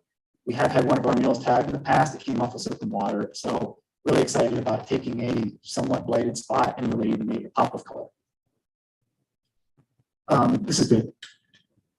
So what I've been at before, if you followed last year, we had like 45 submissions that everybody got to see online, which was really exciting. However, we realized that that was asking for design in front from artists was not artist friendly. It's essentially asking for free work. So we got away from that. So don't be alarmed when you're going to have 3 submissions to look at when community voting, community input opens up. Another call out is that we're trying to avoid the term community voting because it's not just a popularity contest. We're going to ask for feedback. We actually read every comment that gets submitted. That'll be available on our website as a community input. And again, it'll be up for about at least a week. So yes, you'll have an opportunity to select which one is your favorite, but more importantly, we really want to hear why you like that, what you like about it, because there is actually an opportunity for us to make tweaks with the artist if they're open to that. So the 3, this actually has not been announced publicly. It's not really a secret, but the 3 semifinalists we selected, Sarah Hout, Annie Russell, and Adam Hernandez. These are not from their submissions themselves. These are just examples of their work in order. But 3 very talented professional artists, pretty excited about the pool this year. So what happened was we selected artists based on their application, their resume, their work history, and then we gave them each a stipend to create a design. So initially I planned to share that with you guys tonight, but any concept like this really deserves to be seen with like a context and narrative. And so you have to have those side by side. So y'all are just gonna have to wait until community input opens within a week. Quick plug for our festival. It's coming up on July 9th. I'm not lying, 15,000 of these counter cards in my garage, so I can literally give you as many as you'd like. If anybody wants to give some out to neighbors, friends, colleagues, doesn't have to be on the hilltop, to spread them far and wide. After a 2-year hiatus, we're just really excited to be back. So very much looking forward to it. And if anybody is looking for some volunteer hours, we are still shy in a couple of shifts, so you can find all that information on our website. And then I guess, yeah, my last plug is we could use help in distributing these. I'm going to skip over this very quickly, but one comment. Artsway is a mural tech mentorship program we started co-launched last year with high school kids.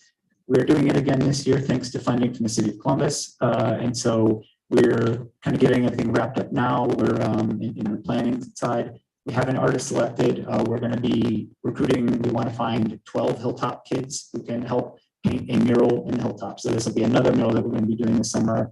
Super excited about that. This is last year's cohort. In the middle is artist Luca Weinberger, who's a Hilltop artist. They were our instructor last year. Unfortunately, Luca's schedule does not allow them to be our artist this year, but we have another awesome artist lined up. So this does there.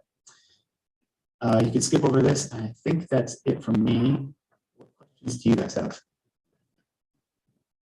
When is the comment period going to be open, did you say? Our web guy is out for a little bit, so I built the page. I think within the next week, it'll be up and running. I can either reach out to all of you or at least connect with Dan on making sure you guys have a word about that. Okay. It'll also be posted on our social media and website. Okay. Can we find walls for the second and third place? Oh my gosh. that one of the downsides of being an all-volunteer team is we have limited time and resources to go out and find it. But yeah, we would love to do more art. Skipped over that Art by Neighbor project, but that's just getting smaller panels in residential parts. So yeah, the more the merrier. It's just a matter of funding because public art is not cheap and it shouldn't be cheap. So to that point, I will just say, if any of you were always trying to like build out the bench of the future with location. So you guys can help be eyes and ears. And like if you find any connections, please pass them along. We're always looking to have that year over year.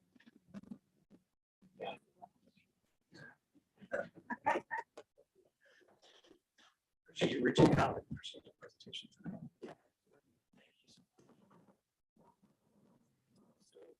Moving on to unfinished business with,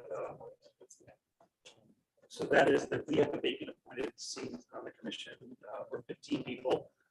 There's a term for the open appointment that will go to December of 2023.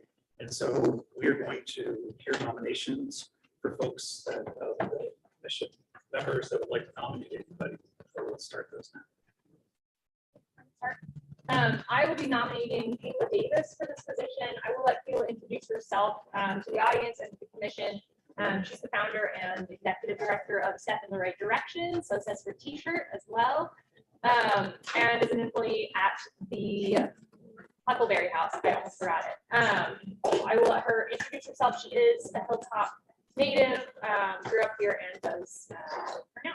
Yeah, Kayla, can you hold on just 1 second? Do we have any other nominations? I want to see if there are other nominations from folks, and then we'll get a chance to hear from everybody. So I'd like to nominate Chelsea Gotterman. And Chelsea in 2018, she and her fiance moved here to this neighborhood. They chose this area because of the rich history and the diversity. Chelsea's worked already. Well, I should share. Chelsea was nominated when I was nominated, and she and I have met several times since that time, just to ideate and share ideas of what we could do in the Hilltop. She comes with a whole litany of experience and work in public service. She's currently a senior policy advisor for the Ohio Senate. Yeah, she's a graduate at Kent State University. She works as part of the Democratic Caucus, and this is after she served the people of Toledo as the senior legislative aide to State Senator Teresa Fetter for the last 4 years. Chelsea's passionate about homelessness, human trafficking, and our community. I think she'd be a great person, and I just want to lift her up. great, thank you. Do we have other nominations? I would like to nominate Joe Argero. Many of us know Joe from the Highland West Civic Association. Is it? Has changed it. Civic Association. He's past president, I think, of the Civic Association. Lifelong Columbus and West Columbus resident, BA in sociology from OU.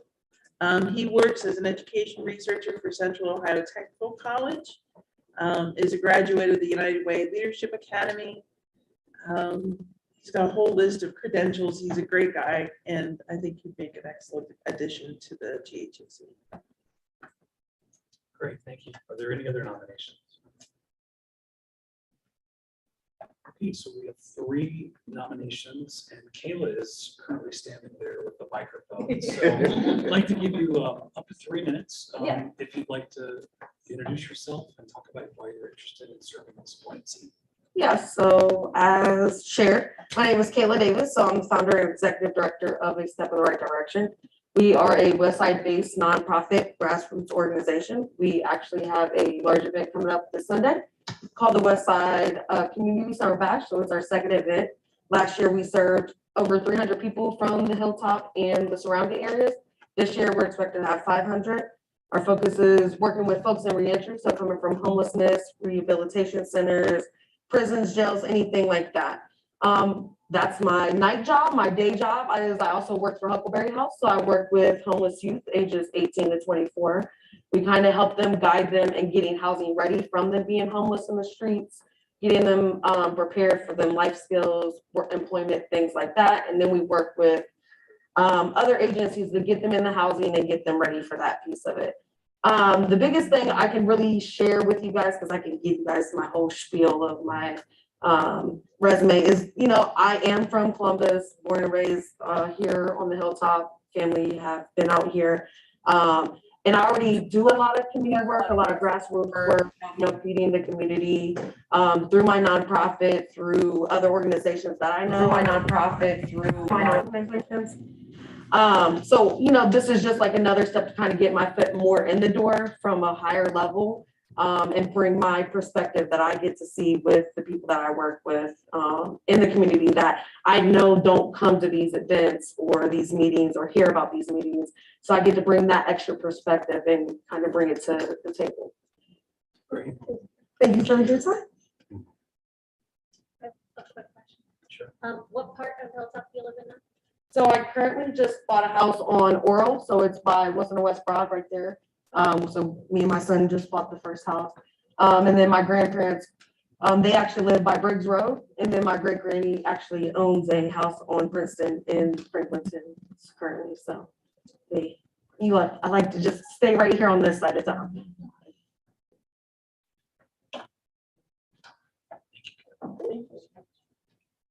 Chelsea. Hi, everybody. I don't know if I need to mess with the mic. I think I'm loud. Can everybody hear me? Please, please use the Chelsea mic. Goldman. People Can have you use been the saying mic? to use the mic, Okay. please, sorry. That's okay. Too loud. You can hold it if you want. I'm not comfortable. Is it on? Not yet, you'll hear yourself. All right. I think it's on now. Yeah, Okay, now I definitely hear it. Hi, Chelsea Goldman. I live over on North Chase. As Malik pointed out, bought a house over there in 2018. Me and my husband, and we love it here. I also do a lot of homeless outreach in my free time. I do some policy advising with the Senate currently. But really my passion is just helping people. And I am honored to be nominated for the second time, but even though I didn't get it the first time, I'm still connected with the folks here and want to continue to be involved. So regardless, I'm open and welcome working with all of you. Like I said, really, it's just an honor. I have experienced homelessness in my youth, which is what kind of motivates me to be here. But similar to Kayla, just want to be here to be the voice for those people that can't get here because either they don't hear about it, they're living on the streets, or they're working so many jobs that they just don't have time. But again, I think we can all help our community, even if we're not on the commission. So it's just an honor to be nominated, and I'm grateful to be thought of and look forward to working with you all regardless. So thank you. If anybody has any questions, I can talk further about my experience if you'd like. Thank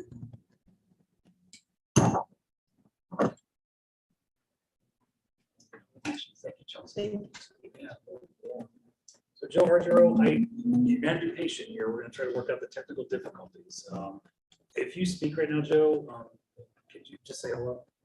Yes, hello, check 1, 2. Working. Don't know if you can hear me, but it's working. So, I can hear you.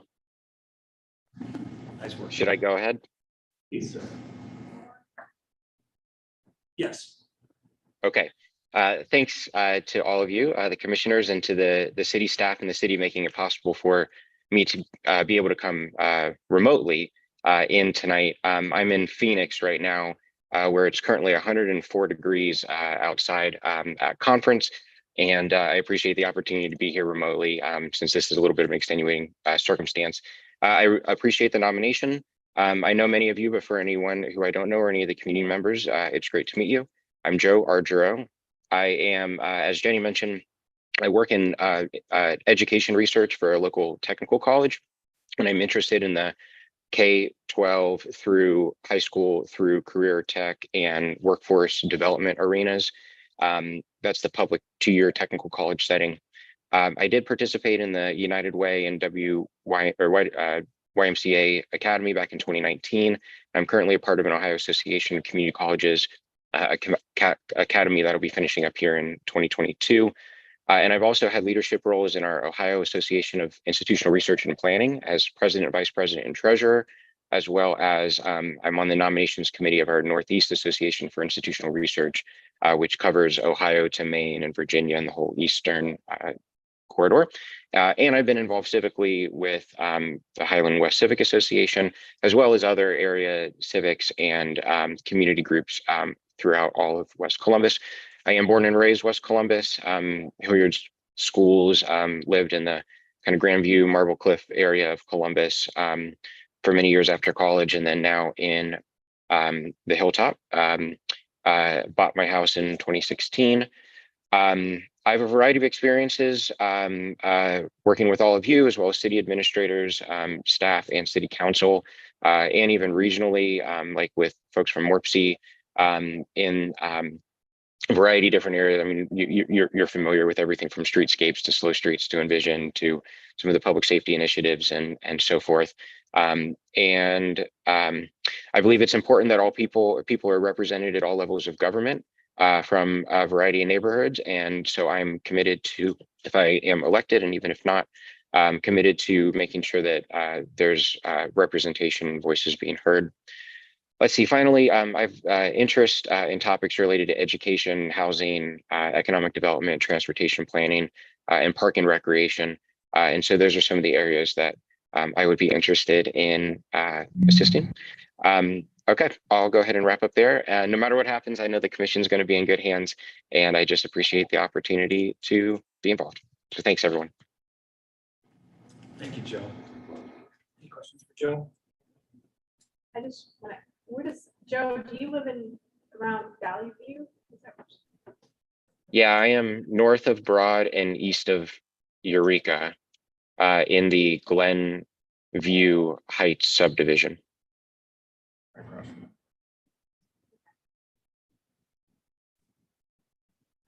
I'm near Holton Park.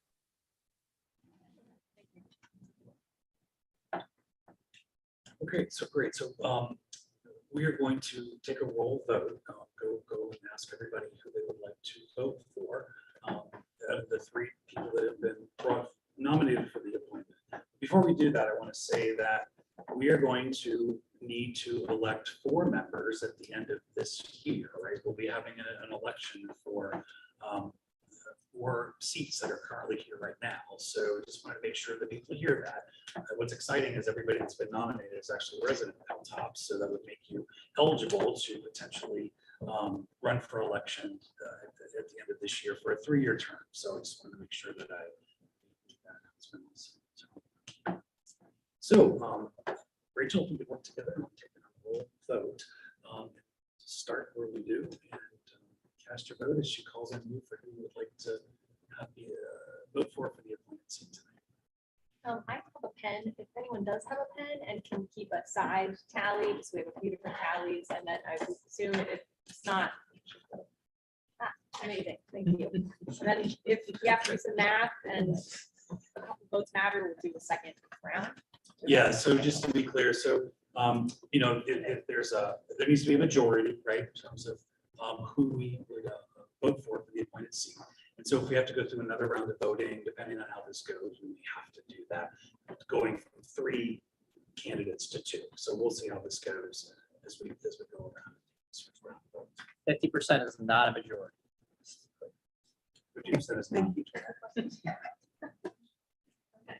Mr. Bartle. Caleb.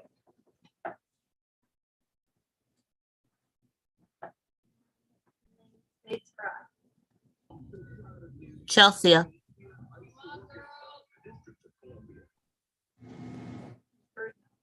Kayla. Chelsea. Mr. Fagan. Kayla. Joe.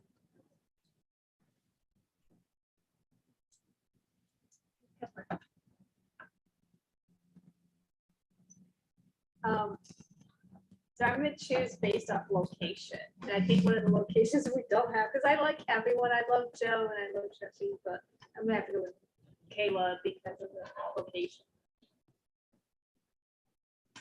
Fine. Kayla. Joshua. Joe.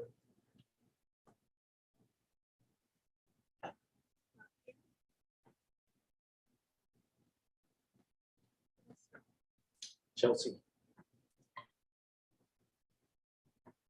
Mr. Paxton. Joe. I'm going to vote for Chelsea. Mr. White.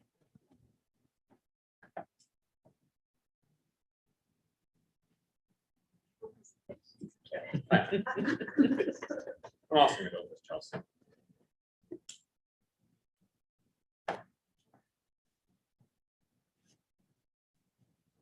463. 553. At 553 as well. 553. So Kayla has 5 votes, Chelsea has 5 votes, Joe has 3 votes. Okay, then that requires that we do another round of voting between Kayla and Chelsea and Joe. Thank you so much. So why don't we start out with you, Rich, would be ready to do the next round of votes. Your options will be Kayla or Chelsea. Mr. Martin. Kayla. Ms. Bates Brown. Chelsea. Ms. Britton. Kayla. Mr. Dallas. Chelsea. Pagan. Kayla. Ms. Cutler. Kayla. Ms. Kessler. Kayla. Ms. Klein. Kayla. Josh Maddox. Chelsea. Mr. Moore. Chelsea. Mr. Paxton. Kayla.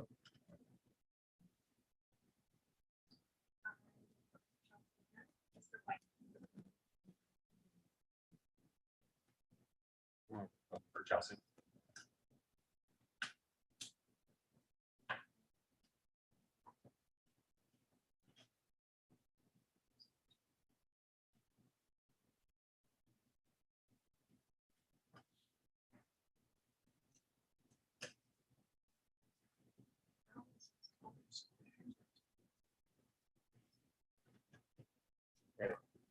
Everybody else get Kayla? So I have 7 to 6. Yep. Yeah, 7 to 6. So Kayla is our. Can everybody hear that? Kayla had 7 votes and Chelsea had 6, so very close. Congratulations, Kayla. Thank you. Yeah.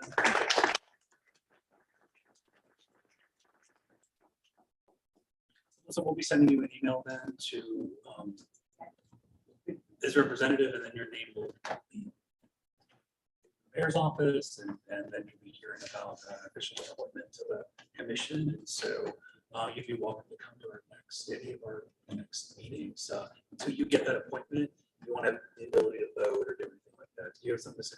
Well, so because this meeting is falling later in the month, like day wise, so it actually takes 30 days to process. If you don't get your physical appointment within 30 days, then it automatically goes into effect. So depending on where we're at the calendar, I usually say you have to miss one meeting.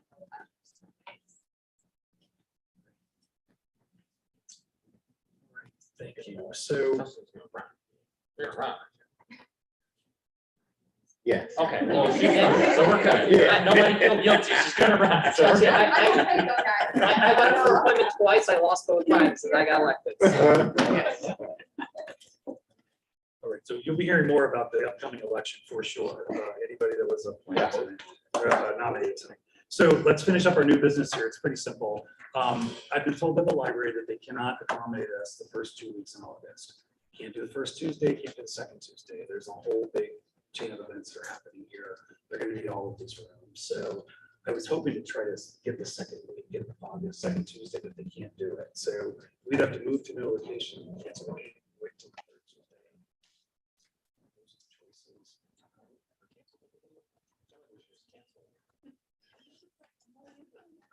Well, the third Tuesday will be zoning. Yeah, third Tuesday is zoning, and there will be zoning Yeah, applications. recess in August with council.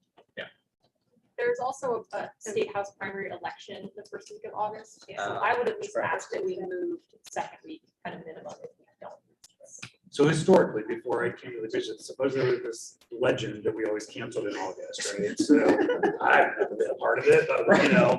A sport out of the stone. So we can make a decision, you know, I can push this to next meeting for us to talk about some options, right? Because we're gonna have to actually contact some of the locations to see if they can accommodate us and all of that. So I could put a motion together right now that just says, why don't we go ahead and cancel the full commission meeting in the month of August? I'm gonna just ask for a vote on that. And then if people are not, want to oppose to that or want it to go to the next meeting, we just say, I don't want to support that at this point. Okay? How's that sound? We're running out of time. And I need to be better. at planning this. So I'm just gonna, do we need to take a roll on it? So It's a voice vote. Just a voice vote. So I'm gonna make a motion that we cancel the full commission meeting in the month of August. Great, so all those in favor of canceling, say Aye. Aye. all those that are opposed, say No, I don't. no, me. You are not. I am opposed. You are opposed. I'm opposed to canceling. And Victoria says nay as well. I'll also say no. I'm opposed to canceling because I was bored about the number of zoning applications. I am as well, but I think the guys have it, so. All right, decision made. I didn't take, did you get the vote thing?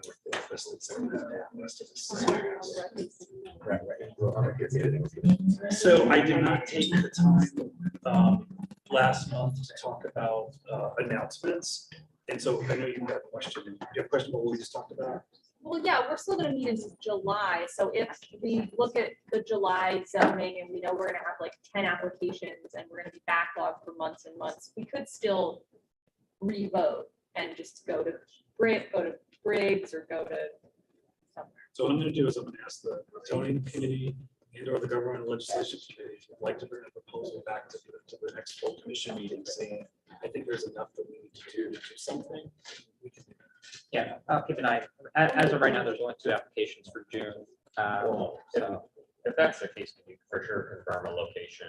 I'm just worried about like making an announcement like ahead of time, like we just moved to the library, surprise in August, we're gonna go somewhere else. So I just, To like do the last minute announcement, like we're not like, we have to give 30 days notice, don't we? I just want to put out there that like, we will not meet, if we're going to meet in August, it won't be in this. I can work on the alternative location. To be honest, I can contact regular church and see if they can have us. For I just want to make sure we for sure have like a spot lined up if we're gonna go that route. Yeah. It would be a different location and a different date. Yes. It would be double different. Not great for outreach, but. That's why I would just like to know, like, July before. yeah, I won't ask to post one for, I won't ask to bring it back up unless I have a very really compelling reason for zoning. As of right now, I don't think that's gonna happen. And because we already voted, I'm also, disinclined to bring it up unless I feel it's absolutely necessary. All right, so we'll hear that you can next meeting if there's a desire to bring back for the whole commission. Sorry. Re-engage in all this. I think we make decisions on that. Any announcements from the commission? August, we will not be meeting. in August. July is. Any announcements from commissioners? Jeff? So in regards to one particular property that is of interest to the commission, the 2456 West Broad House, known as the Eldon F. Smith House, has been added to this year's most endangered properties list through Columbus Landmarks. Also, I just found out yesterday that there is actually a documentary coming out next year about a man who was a caregiver as well as a patient at Paternoster House at that address, and his friend Therese Frere, who took a famous photo known as the photo that changed the face of AIDS during the time that it was Paternoster House, that is coming out next year from a British production company. I just thought that was cool news. We have a documentary about our community coming out. That's Yeah, super exciting. yeah. Does the standing with Columbus Landmarks, does that change anything with how the? It brings, it's the list, the most endangered buildings list brings awareness to historic buildings in the city of Columbus. And their historical significance and their worthiness of preservation. I had recommended this before we knew anything about private owners potentially buying the property. So, and we still don't know like what their plans are. If they plan on restoring it, they want to gut it and do all modern inside, it's more to bring awareness about important landmarks that have been neglected for a long time, and should be preserved. Any other announcements, Commissioner? Do you just want to reiterate your event? Yeah, so A Step in the Right Direction is hosting the West Side Community Summer Bash this Sunday. So I should know the date. It's from 12 p.m. to 4 p.m. at the Westgate Park at the athletic field. So it's completely free to the community. Everybody gets a lunch, a free snack. So the snack is like cotton candy, snow cone, popcorn. We have bounce houses, face painting. There's going to be somebody doing free haircuts. Well, live DJ. We have over 10 community partners, so nonprofit organizations signing people up. And then we have 15 community vendors that'll be there setting up. So of course, if somebody wants to buy or purchase from there, that's the only aspect that they actually have to pay for. So everything else is completely free. So anybody can come to this. The more the merrier, like send them our way. The only thing that's, like the food and the snacks are first come, first serve. So everything else, if we have enough to cover 500 people. So if 500 people show up, we'll feed them, and then everybody else will still let them enjoy the lovely amenities that we have. So, and if you have any questions, feel free to let me know. I can also send you guys flyers via email to share with your guys' community partners. Any other announcements from the community? Thank you for being here. For those folks that logged in live streaming, apologize for any technical difficulties. We continue to try to work on making those better. Thanks to Josh again for producing the whole meeting virtually tonight. I'm going to go ahead and I'll adjourn the meeting. So, second.